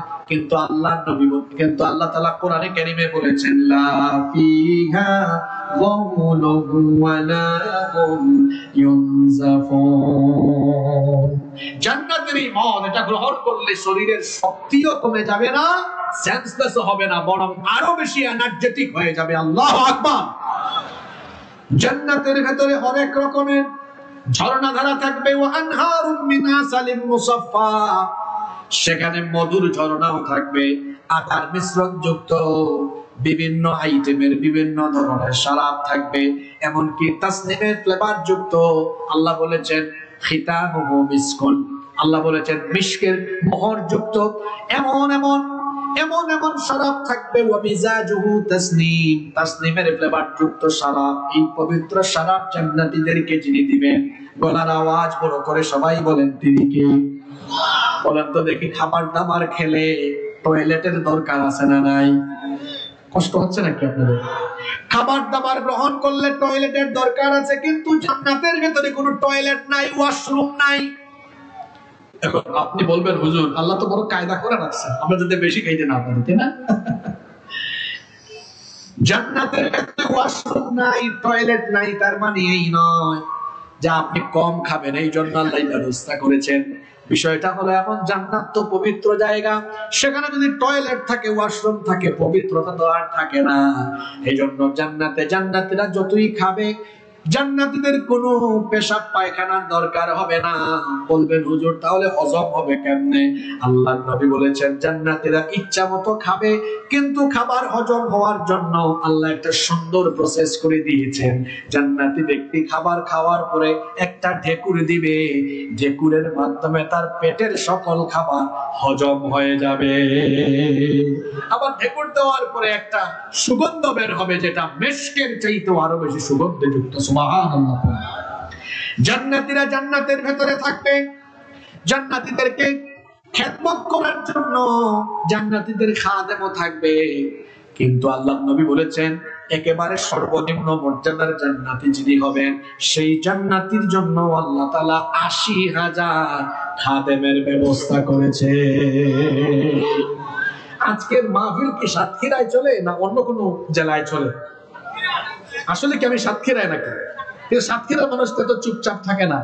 আপনারা যে একটু আগে ঠিক এত জোরে বললেন, কিন্তু এখন সুবহানাল্লাহটা এত জোরে বলতে পারলেন না। একেবারে নিম্ন মর্যাদার জান্নাতি খাদেম পাবে ৮০,০০০। ৮০,০০০ এটা কি সর্বোচ্চ না সর্বনিম্ন? তো চিন্তা করেন, সাতক্ষীরার মানুষ তো আমার বিশ্বাস সর্বনিম্ন না, সর্বোচ্চটাতে যাবে। কারণ ইসলামের জন্য, দ্বীনের জন্য, কোরআনের বিপ্লবের জন্য, ইসলামী আন্দোলনের জন্য এই সাতক্ষীরার মানুষের ত্যাগ আর কুরবানি আছে না নাই? জোরে বলেন আছে না নাই? এই যে কিছুদিন আগে ছাত্ররা ৩২ নম্বরে বুলডোজার চালাইছে, এইটা সর্বপ্রথম উদ্বোধন করা হয়েছিল কোথায় ভুলে গেছেন আপনাদের এলাকা, আপনারা জানেন না। কোথায় কোথায়? এই সাতক্ষীরায়। এই সাতক্ষীরায় বহু মানুষের বাড়িঘর বুলডোজার দিয়ে জ্বালায়, বুলডোজার দিয়ে একেবারে চূর্ণ বিচূর্ণ করে মাটির সাথে দেওয়া হয়েছে। তো যাদের ইসলামের জন্য এত ত্যাগ আছে, কুরবানি আছে, তাদেরকে কি আল্লাহ তাআলা পুরস্কৃত করবেন না? জান্নাতে সর্বনিম্ন মর্যাদার জান্নাতি খাদেম পাবে কত হাজার? আরো জোরে বলেন কত হাজার? আপনারা খুশি না বেজার? একা একা জান্নাতে তো ভালো লাগবে না, একটু সময় কাটানোর জন্য তো আপনার সঙ্গী দরকার, সাথী দরকার। এজন্য আল্লাহ তাআলা জান্নাতীদের জন্য হুরদের ব্যবস্থা করেছেন। ওয়াজাওয়াজনাহুম বিহুরিন নাঈম। কিরে যুবক পোলা পায়, হঠাৎ করে হুরের আয়াত আসে, সবাই দিকে একটু নড়ে চড়ে বসছে। কয়েকজনকে দেখলাম খুব মুড নিয়ে বসছে, হ্যাঁ মনে হচ্ছে এতক্ষণ এটার জন্য অপেক্ষায় ছিল। আল্লাহ তাআলা বলছেন ওয়াজাওয়াজনাহুম বিহুরিন নাঈম। শুনায় না, সুন্দর ডাগর ডাগর চক্ষু বিশিষ্ট উটদের সাথে আল্লাহ জান্নাতীদের বিবাহ দিবেন। দুনিয়ার কালীগঞ্জের জরিনা সকিনা দেখলে যুবকদের মাথা ঠিক থাকে না, কয় দোস্ত কি যে দেখলাম মাথা ঠিক নাই। ও আমার ভাই, জান্নাতে আল্লাহ তাআলা জান্নাতীদেরকে যে হুর দিবেন, দুনিয়ার নারীদের চাইতে তাদের সৌন্দর্য কম না বেশি? আল্লাহ নবী বলেছেন জান্নাতি এক একজন হুর, তাদেরকে আল্লাহ এত সৌন্দর্য দিয়েছেন, যদি জান্নাতের কোন একজন হুরকে আল্লাহ তাআলা দুনিয়ার আসমানে এসে একবার একটু উকি মারার অনুমতি দিতেন, তাদের সৌন্দর্যে দুনিয়ার পূর্ব থেকে পশ্চিম দিগন্ত পুরোটাই একেবারে আলোকিত হয়ে যেত। এইরকম সুন্দরী সুন্দরী হুর জান্নাতীদের জন্য রেখেছেন কি? আবার কেমন ইনট্যাক্ট, লাম ইয়াতুমিথুন্না ইনসুন ক্বাবলাহুম ওয়ালা জান, যাদেরকে এর আগে জিন বা ইনসান কেউ স্পর্শও করে নাই, এমন ইনট্যাক্ট হুর আল্লাহ জান্নাতীদের জন্য রেখেছেন। আল্লাহু আকবার। এইরকম সুশ্রী, সুনয়না, সুস্নিগ্ধা, অসম্ভব রকমের সুন্দরী এক একজন হুর, এদেরকে আল্লাহ জান্নাতীদের জন্য বানিয়েছেন। জান্নাতীরা জান্নাতের মধ্যে আরামে আয়েশে থাকবে, কিন্তু জান্নাতীরা জান্নাতের ভেতরে সুন্দর আরাম আয়েশে থাকলেও তিনটা জিনিস জান্নাতে থাকবে না। জোরে বলেন কয়টা জিনিস জান্নাতে থাকবে না? আরো জোরে বলেন কয়টা?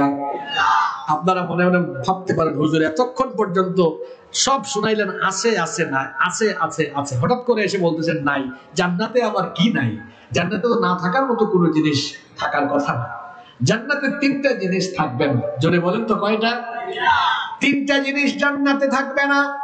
নাম্বার 1, এক নাম্বার, অসুস্থতা বলতে কোনো বিষয়ে জান্নাতে থাকবে না। পেটে ব্যথা, মাথা ব্যথা, জ্বর, সর্দি, কাশি, করোনা ভাইরাস ইত্যাদি ইত্যাদি বিভিন্ন ধরনের রোগ বালাই, কোনো ধরনের রোগ বালাই থাকবে না।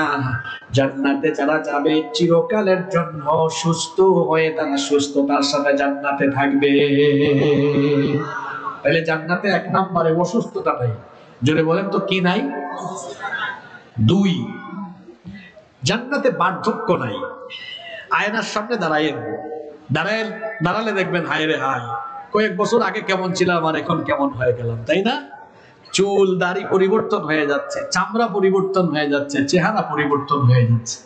কিন্তু জান্নাতে ফিগার পরিবর্তন হবে না, বডি পরিবর্তন হবে না, চেহারার মধ্যে কোনো ধরনের পরিবর্তন আসবে না। বরং জান্নাতীরা জান্নাতে ঢোকার পরে জান্নাতীরা চিরজীবনের জন্য চির যৌবন লাভ করবে। কোনো বয়স্ক মানুষ থাকবে না জান্নাতের ভিতরে, বরং সকল বয়স্ক বাবা মাদেরকে আল্লাহ তাআলা জান্নাতে ঢোকানোর সময় 30 বছরের ভরা যৌবন দিয়ে জান্নাতে ঢোকাবেন। সুবহানাল্লাহ পড়বেন না সবাই? 3 নাম্বার, যেই জিনিসটা জান্নাতে থাকবে না সেটা হলো জান্নাতের মধ্যে কখনো কারো মৃত্যু হবে না। মৃত্যু হবে এই দুনিয়ায় হওয়ার পরে, আর কখনো মৃত্যু হবে না। জান্নাতে জান্নাতীরা যখন ঢুকবে চিরদিনের জন্য তারা জান্নাতে ঢুকবে। তাহলে জান্নাতে কয়টা জিনিস নাই? সবাই বলেন কয়টা? 3টা। 1 নম্বরে কি নাই? ভুলে গেছেন। 1 নম্বরে কি নাই? অসুস্থতা নাই। কি নাই? অসুস্থতা, কেউ অসুস্থ হবেন না। 2 নম্বরে জান্নাতে কি নাই? বার্ধক্য নাই। 3 নম্বরে জান্নাতে কোনো মৃত্যু।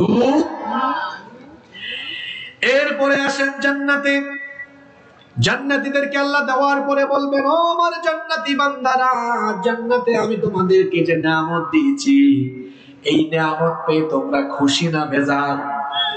এই যে নিয়ামত গুলো এতক্ষণ ধরে শুনলেন, আপনারা বলেন তো এগুলো পাইলে আপনারা খুশি না বেজার? জান্নাতীরা বলবে, আল্লাহ আমরা খুব খুশি। আল্লাহ তাআলা বলবেন, জান্নাতীরা শোনো, ওয়ালাদাইনা মাজিদ, আমার কাছে আরো বেশি জিনিস নিয়ামত তোমাদের জন্য আছে। আল্লাহু আকবার। জান্নাতীরা মনে মনে চিন্তা করবে আরো বেশি আছে মানে কি? মনে মনে তারা বুঝবে আসলে আসল জিনিসটাই তো বাকি আছে, কিন্তু কেউ সাহস করে বলতে পারবে না।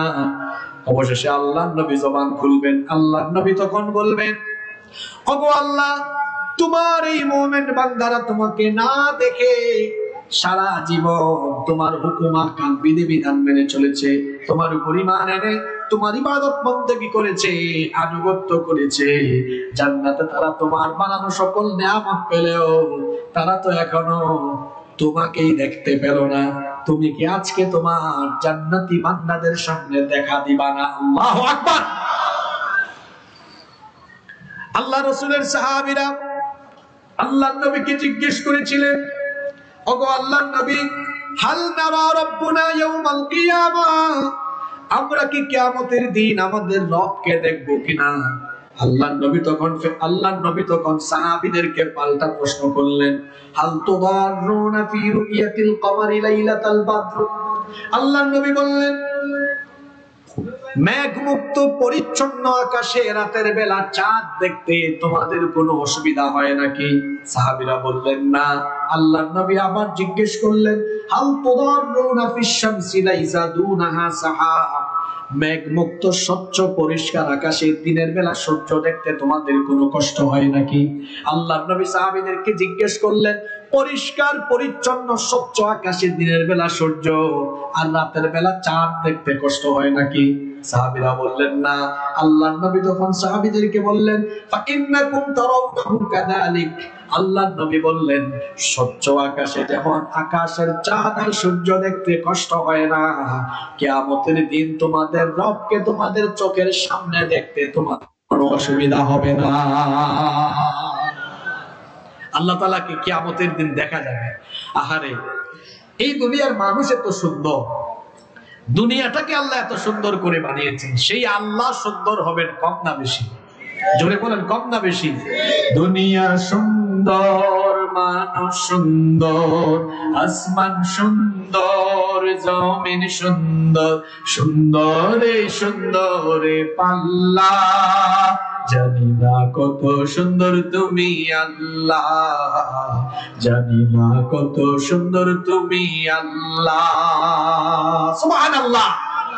আল্লাহ কত সুন্দর এটা আমরা কেউ জানি না। সবকিছু যদি এত সুন্দর হয়, আল্লাহ সুন্দর হবে না আরো কম না বেশি? আল্লাহ তুমি অপরূপ, না জানি কত সুন্দর, তোমায় আমি সপেছি প্রাণ, সপেছি এই অন্তর। আল্লাহ তুমি অপরূপ, তোমার আলো ছড়িয়ে পড়ে সুন্দর এই পৃথিবীতে, চাঁদ সূরজ জেগে ওঠে তোমার ডাকে সাড়া দিতে। তুমি আছো বুকের গভীরে, গহীন ভেতর।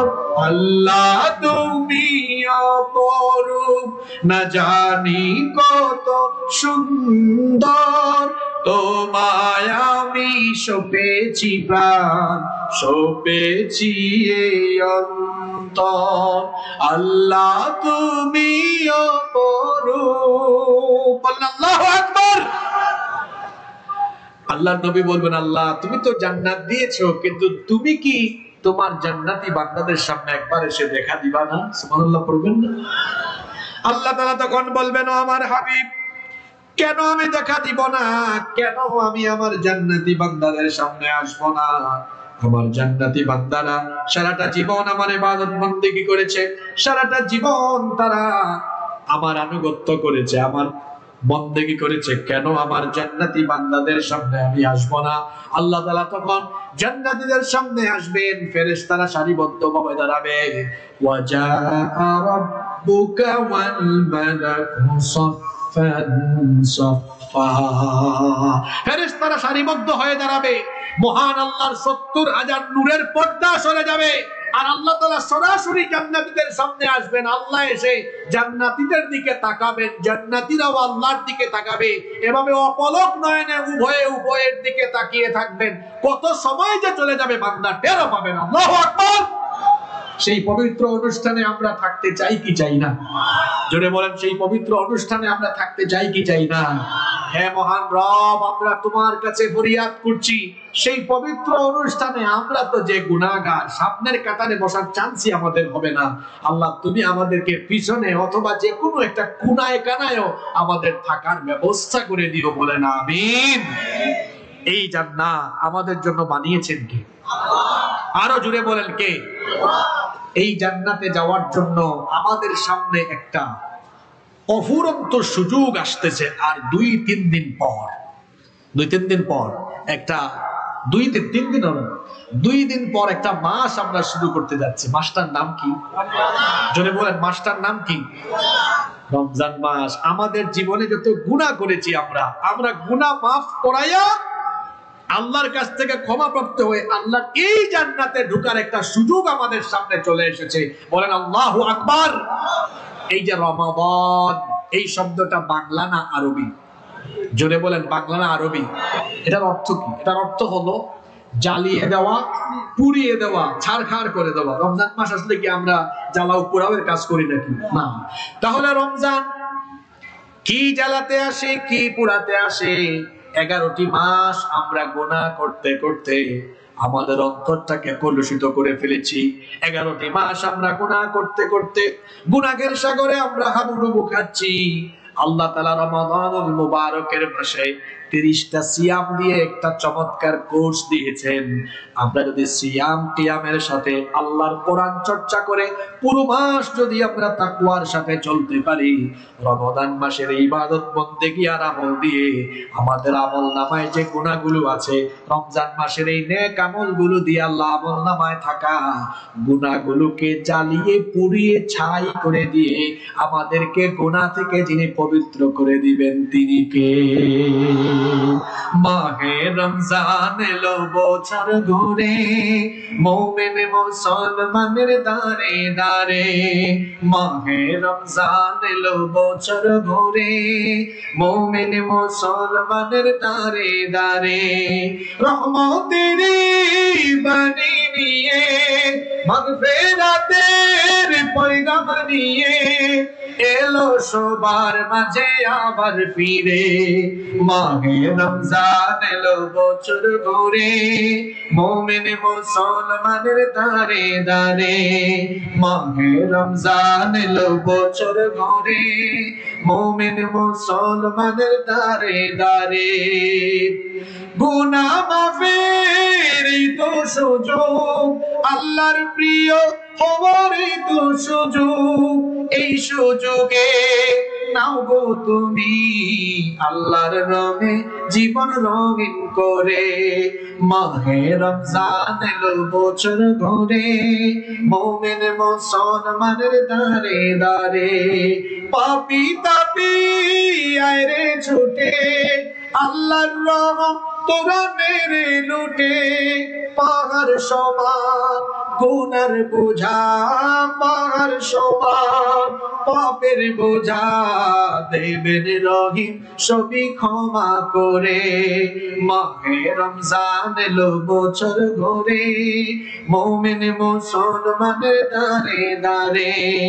মাহে রমজান এলো বছর ঘুরে, মুমিন মুসলমানের দারে দারে। বলেন আলহামদুলিল্লাহ। আমরা কি রমজান মাসে নিজেদেরকে ক্ষমাপ্রাপ্ত বানাতে চাই? জোরে বলেন, বানাতে চাই? আজকে আমার ভাইরা কমিটি থেকে অনুরোধ করেছিলেন, হুজুর জান্নাত নিয়ে আলোচনা করবেন আর আমাদেরকে রমজানের এমন কিছু আমল বলে যাবেন যাতে আমরা এই রমজানে আমাদের গুনাহগুলো মাফ করায় ফেলতে পারি। আমরা কি এখানে 10-12 মিনিট ধৈর্য ধরে থাকতে পারবো? আজকে আপনাদেরকে এমন 5টা আমল দিয়ে যাচ্ছি, আমি তো আর রমজান মাসে আপনাদের এলাকায় আসার সুযোগ হবে না, এজন্য আগে ভাগে দিয়ে যাচ্ছি। আপনাদেরকে এই 5টা আমলের কথা বলে যাচ্ছি। এই 5টা আমল যদি আমরা রমজানের প্রত্যেক দিন করতে পারি, আমাদেরকে গুনাহ থেকে মাফ করে দিয়ে যিনি আমাদেরকে তার মাগফিরাত প্রাপ্ত ক্ষমাপ্রাপ্ত বান্দাদের কাতারে শামিল করে দিবেন, তিনি কে?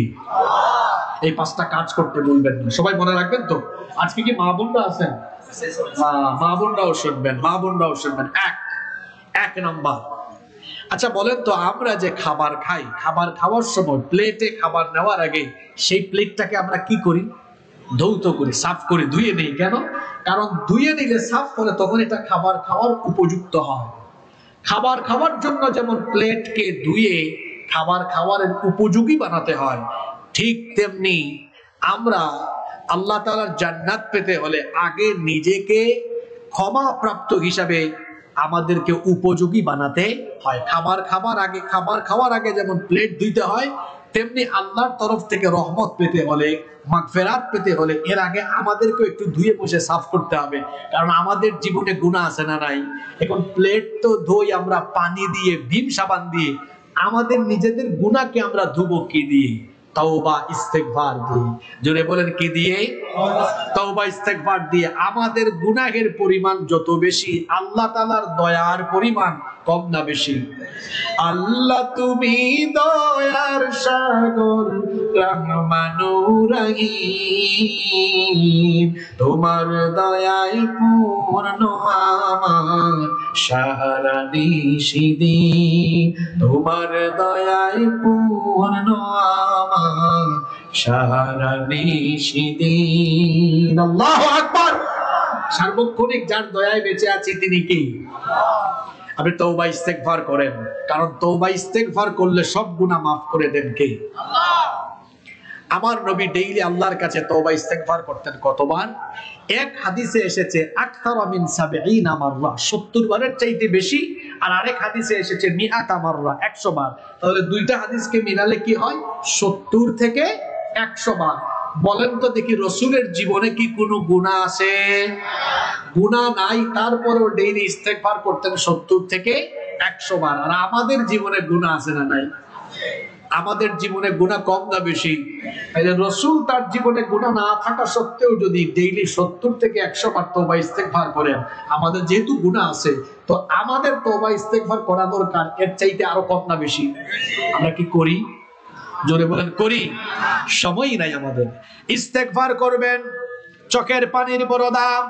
হতে পারে এটাই কারো কারো জন্য জীবনের শেষ রমজান, আর হয়তো রমজান মাস পেতে নাও পারেন। 2 ফোঁটা চোখের পানির এত দাম আল্লাহর কাছে।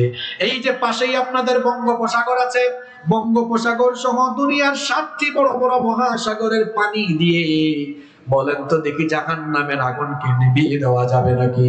কিন্তু আপনি আপনার সারা জীবনের গুনাহের জন্য যখন লজ্জিত অনুতপ্ত হয়ে 2 ফোঁটা চোখের পানি তওবা করে ছেড়ে দিবেন, এই 2 ফোঁটা চোখের পানি নাকের ডগায় আসার আগে আপনার আমলনামার সকল গুনাহগুলোকে 2 ফোঁটা চোখের পানি দিয়ে ধুয়ে মুছে সাফ করে দিয়ে আপনাকে গুনাহ থেকে যিনি পবিত্র করে দিবেন তিনি কে? তওবার মতো তওবা করব। রমজানের দিনের বেলা 30 দিন না 29 বা 30 দিন, একটা দিনও এই আমলটা মিস করব না। প্রত্যেক দিন তওবা ইস্তেগফার করব 70 থেকে, জোরে বলেন 70 থেকে 100 বার করবেন তো আপনারা ইনশাআল্লাহ। মাফ করে দিবেন কে?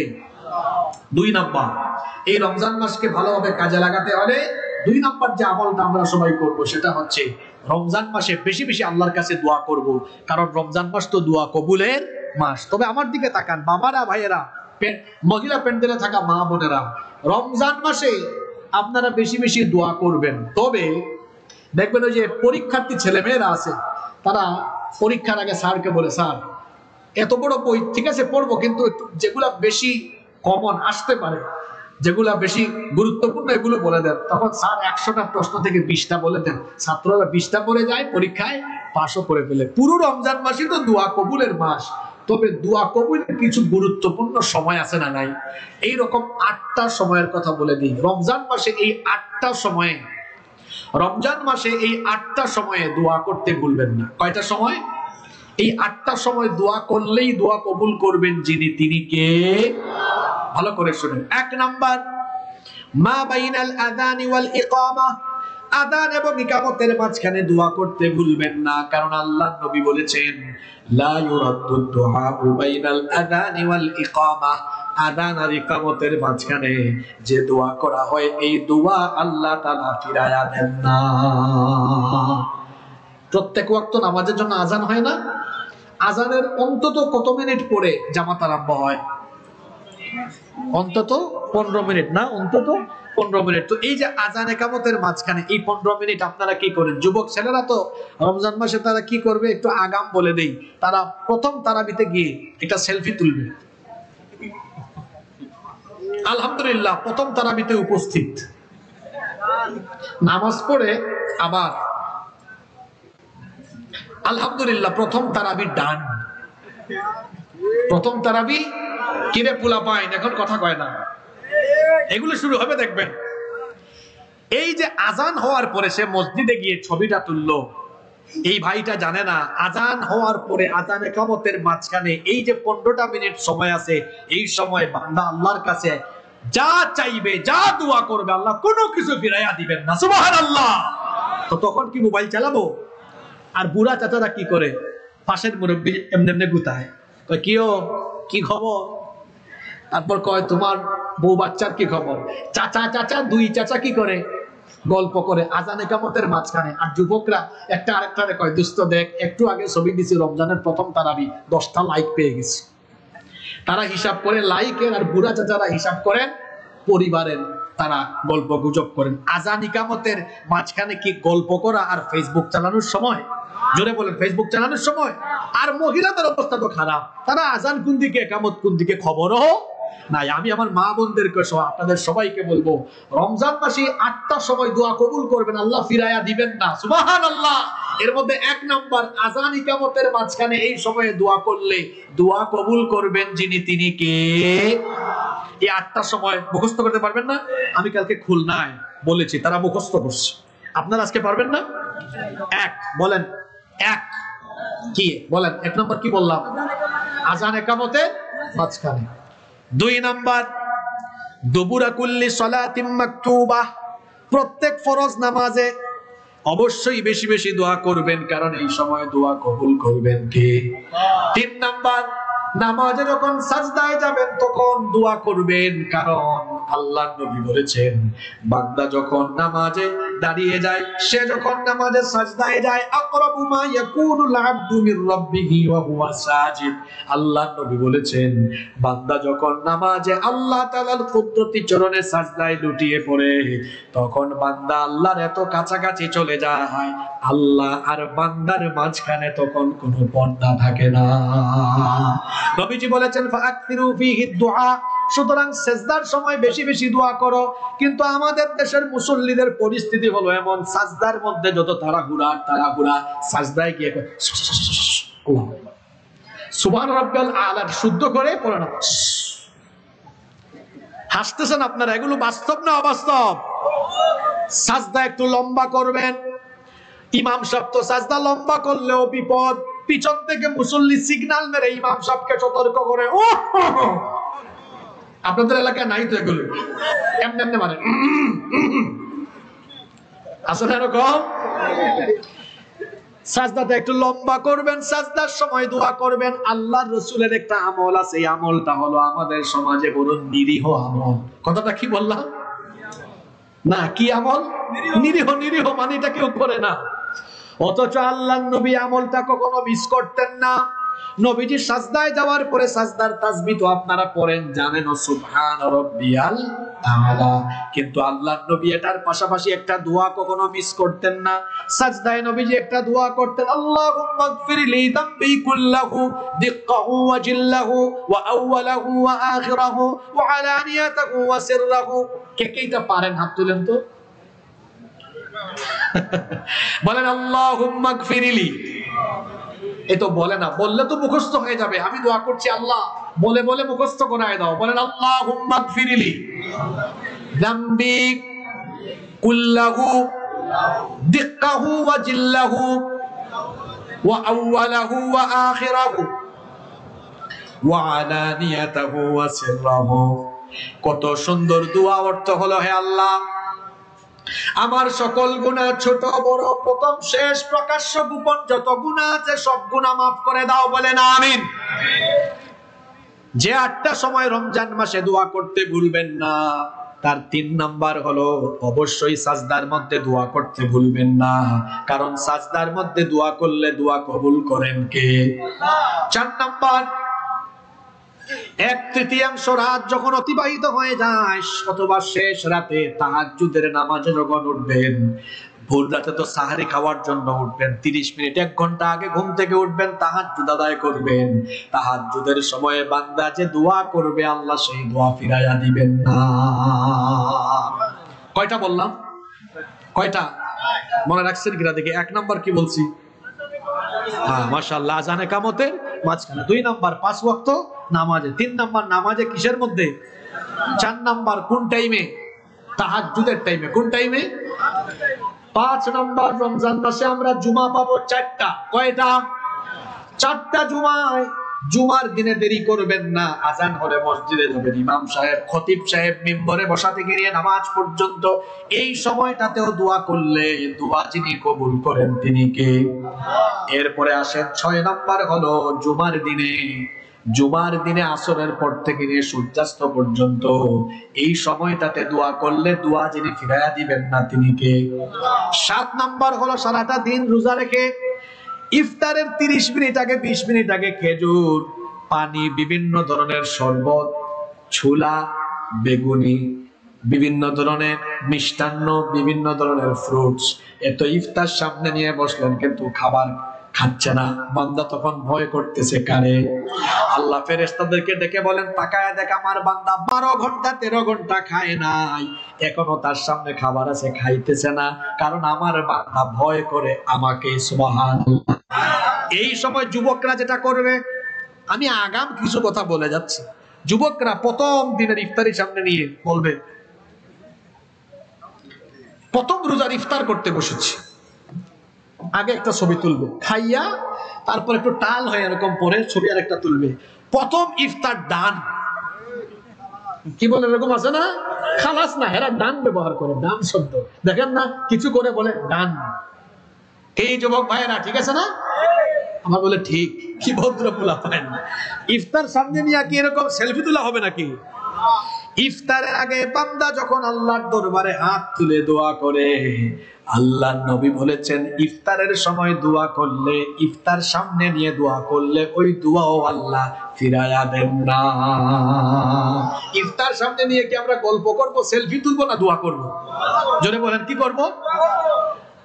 8 নাম্বার, খতিব ভাইরা আগামীকাল জুমাবার না, বই ইমাম সাহেব আসছেন না, আপনাদের প্রতি অনুরোধ, এগুলো আপনারা আগামীকালকে আপনাদের মসজিদেও বলবেন, মানুষ উপকৃত হবে ইনশাআল্লাহ।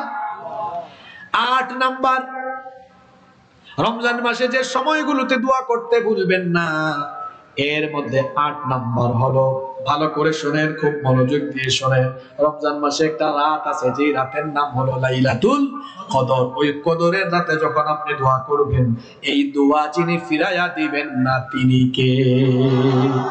আম্মা জান আয়েশা রাদিয়াল্লাহু আনহা নবীজিকে বললেন, ওগো আল্লাহর নবী, কদরের রাতে আমি কোন দোয়া পড়ব? নবীজি বললেন, তুমি কদরের রাতে এই দোয়াটা পড়বে, আল্লাহুম্মা ইন্নাকা আফুউন তুহিব্বুল আফওয়া ফাআফু আন্নী। এই দোয়াটা আমরা পারি না, যারা পারেন না আমার সাথে বলেন, ছোট দোয়া মুখস্থ হবে, বলেন আল্লাহুম্মা, জোরে বলেন আল্লাহুম্মা। মহিলারা পাশ থেকে আপনাদেরকে নিয়ে ক্রিটিসাইজ করতেছে, দেখো আমাদের সাতক্ষীরার পুরুষরা কি গলার আওয়াজ দেয়। আল্লাহুম্মা ইন্নাকা আফুউন তুহিব্বুল আফওয়া ফাআফু আন্নী। রমজান মাসের শেষের দশকে বেশি বেশি দোয়াটা করবেন, কারণ লাইলাতুল কদর আছে শেষের 10 দিনে, শেষের দশকে এই দোয়াটা বেশি বেশি করবেন। কত সুন্দর দোয়া, আল্লাহুম্মা, হে আল্লাহ, ইন্নাকা আফুউন, নিশ্চয়ই তুমি ক্ষমাশীল, তুহিব্বুল আফওয়া, তুমি ক্ষমা করতে ভালোবাসো, ফাআফু আন্নী, অতএব তুমি আমাকে ক্ষমা করো, বলেন আমিন। তাহলে রমজান মাসে দোয়া কবুল হওয়ার জন্য কয়টা বিশেষ সময়ের কথা বলেছি, দেখি মনে রাখছেন কিনা? 1, 2, 3, 4, 5,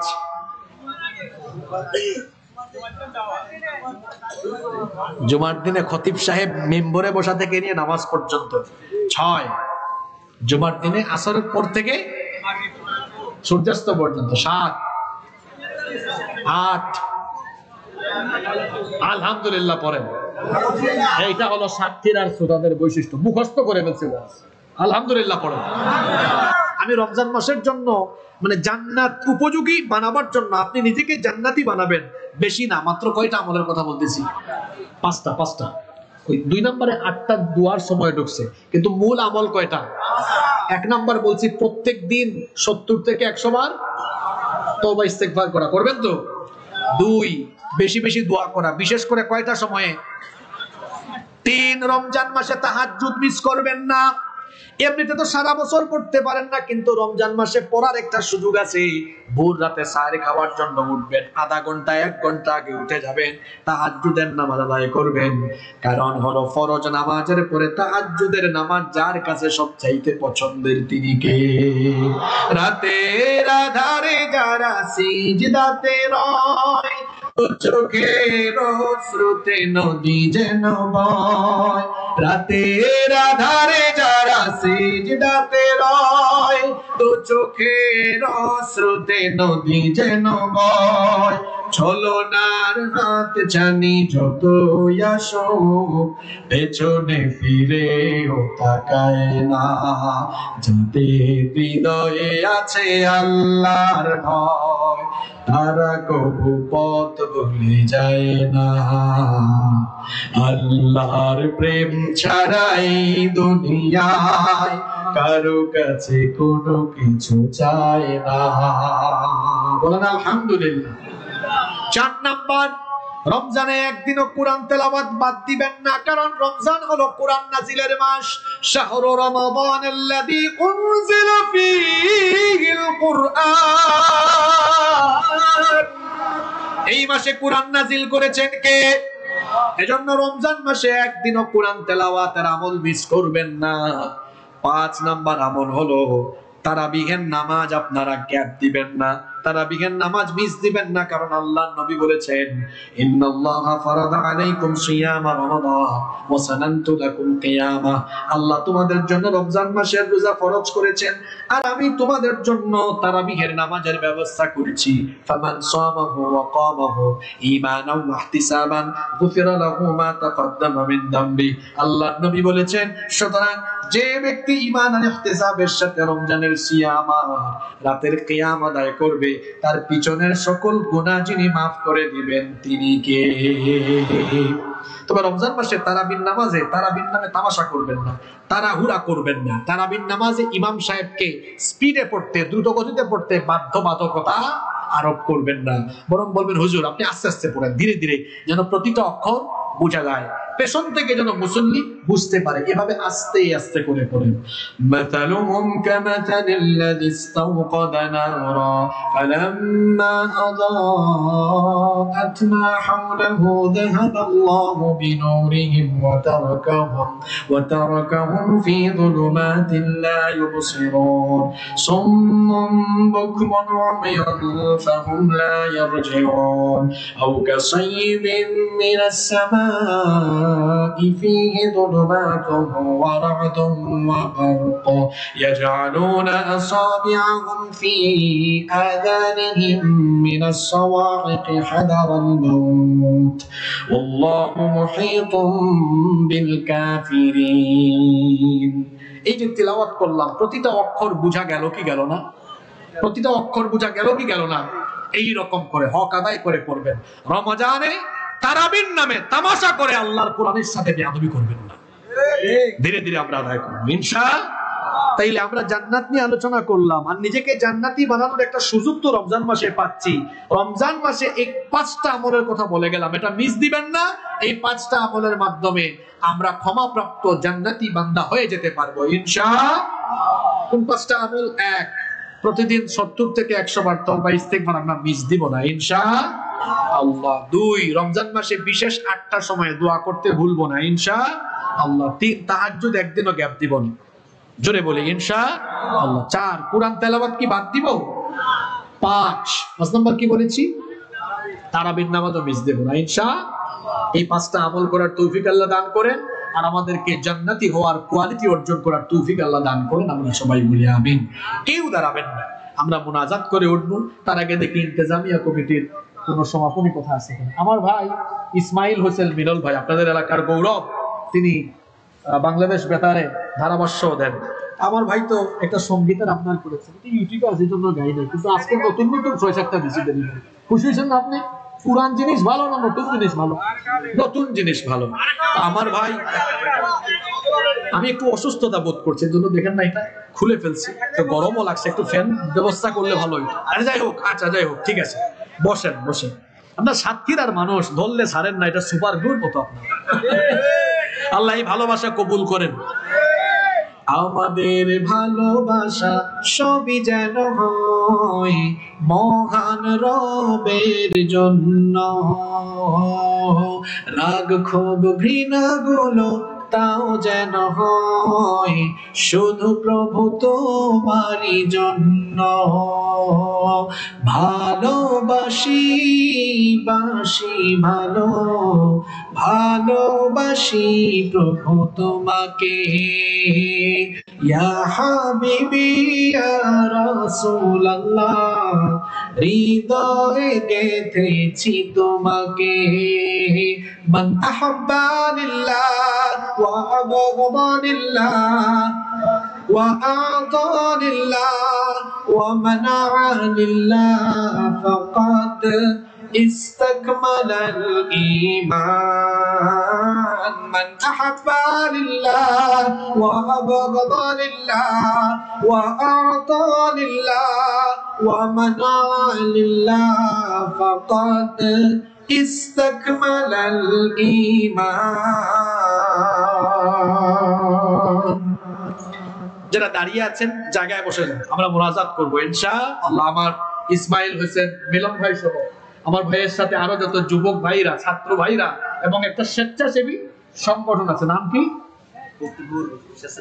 খুবদিপুর স্বেচ্ছাসেবী সংগঠন, আমার ইয়াং যুবক ভাইরা কষ্ট করেছেন, তাদের জন্য দোয়া হবে। এলাকার মুরব্বীদের জন্য, মুর্তেগানদের জন্য, প্রবাসীদের জন্য দোয়া হবে, কারণ প্রবাসীরা বিরাট একটা সহযোগিতা এই মাহফিলে করেছেন। যারা ভাটায় কাজ করেন বা যারা যে কাজ করেন সবার জন্য দোয়া হবে ইনশাআল্লাহ। আল্লাহুম্মা আমিন। আলহামদুলিল্লাহি রাব্বিল আলামিন والصلاة والسلام على أشرف الأنبياء والمرسلين ربنا ظلمنا أنفسنا وإن لم تغفر لنا وترحمنا لنكونن من الخاسرين ربنا لا تزغ قلوبنا بعد إذ هديتنا وهب لنا من لدنك رحمة إنك أنت الوهاب ربنا اغفر لنا ولإخواننا الذين سبقونا بالإيمان ولا تجعل في قلوبنا غلا للذين آمنوا ربنا إنك رؤوف رحيم رب العالمين ওগো আমাদের মালিক, ওগো আমাদের রব, গভীর রজনী পর্যন্ত আমরা তোমার কুরআন পাগল বান্দা বান্দীরা তোমার কালাম থেকে আলোচনা করে এবং শুনে এই গভীর রজনীতে হাজার হাজার মুসলমান নরনারী নিয়ে আমরা তোমার দরবারে হাত তুলেছি। রব্বুল আলামিন, আমরা জানি আমরা জীবনে অনেক গুনাহ করেছি, আমরা জানি আমাদের গুনাহের পরিমাণ যত বেশি তোমার দয়ার পরিমাণ তার চাইতে আরো বহুগুণ বেশি। ওগো আল্লাহ, আমাদের গুনাহের দিকে না তাকিয়ে তোমার রহমতের দিকে নজর দিয়ে তোমার গফফার নামের খাতিরে আমাদের জীবনে ছোট বড় জানা অজানা যত গুনাহ আমরা করেছি দয়া করে সকল গুনাহ তুমি মাফ করে দাও। রব্বুল আলামিন, আমাদের স্ত্রী সন্তান পরিবার যারা আছেন সবাইকে মাফ করে দাও। বিশেষ করে আমাদের কলিজার টুকরা আব্বা আম্মাকে তুমি ক্ষমা করে দাও। আমাদের যাদের বাবা মা আমাদেরকে এতিম বানিয়ে অন্ধকার কবরের বাসিন্দা হয়ে গিয়েছেন, দয়া করে আমাদের কবরবাসী বাবা মায়ের কবরগুলোকে তুমি জান্নাতুল ফেরদাউস বানিয়ে দাও। আমাদের যাদের বাবা মা জীবিত আছেন অনেক হায়াত বাড়িয়ে দাও। যতদিন তারা বেঁচে থাকবেন আমাদেরকে আমাদের বাবা মায়ের খেদমত করার তৌফিক দিয়ে দাও।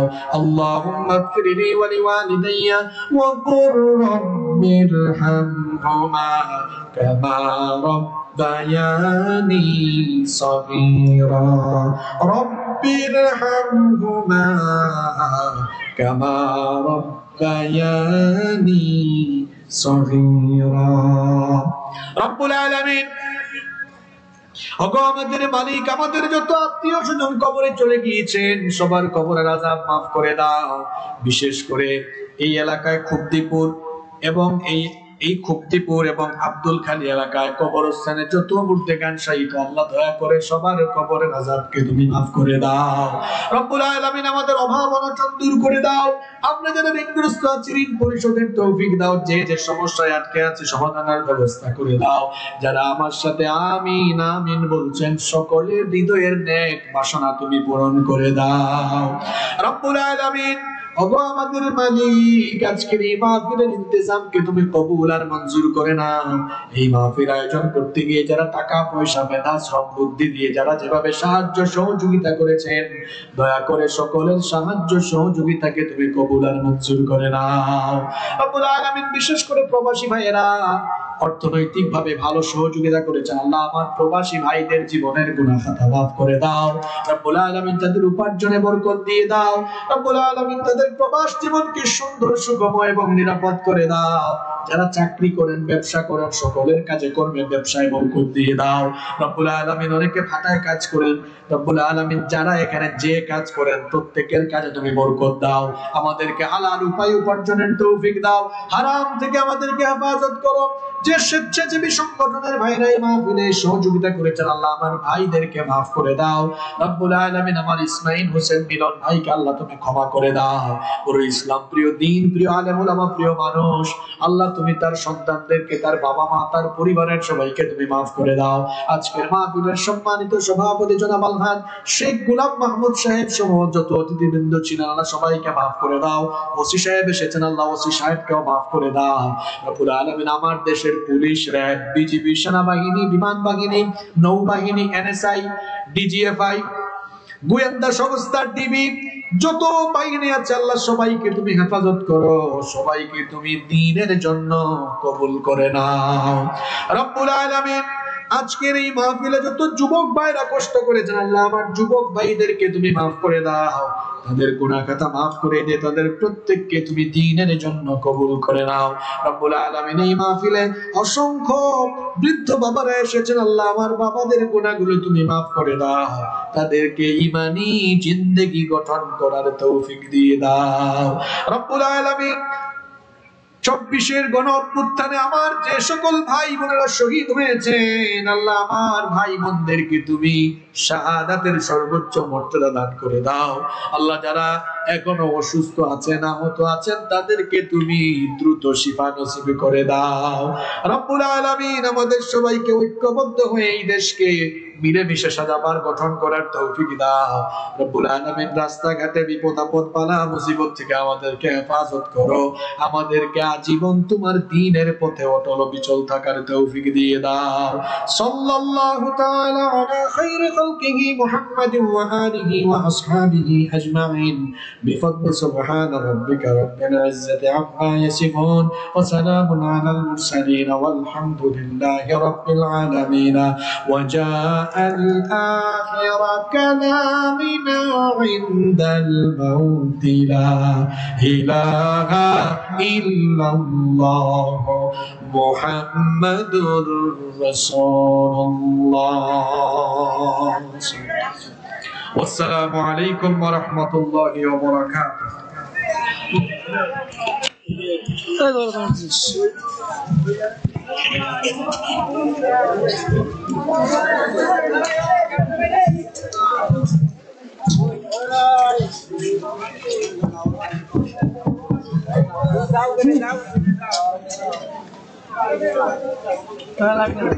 সম্মানিত হাজিরিন,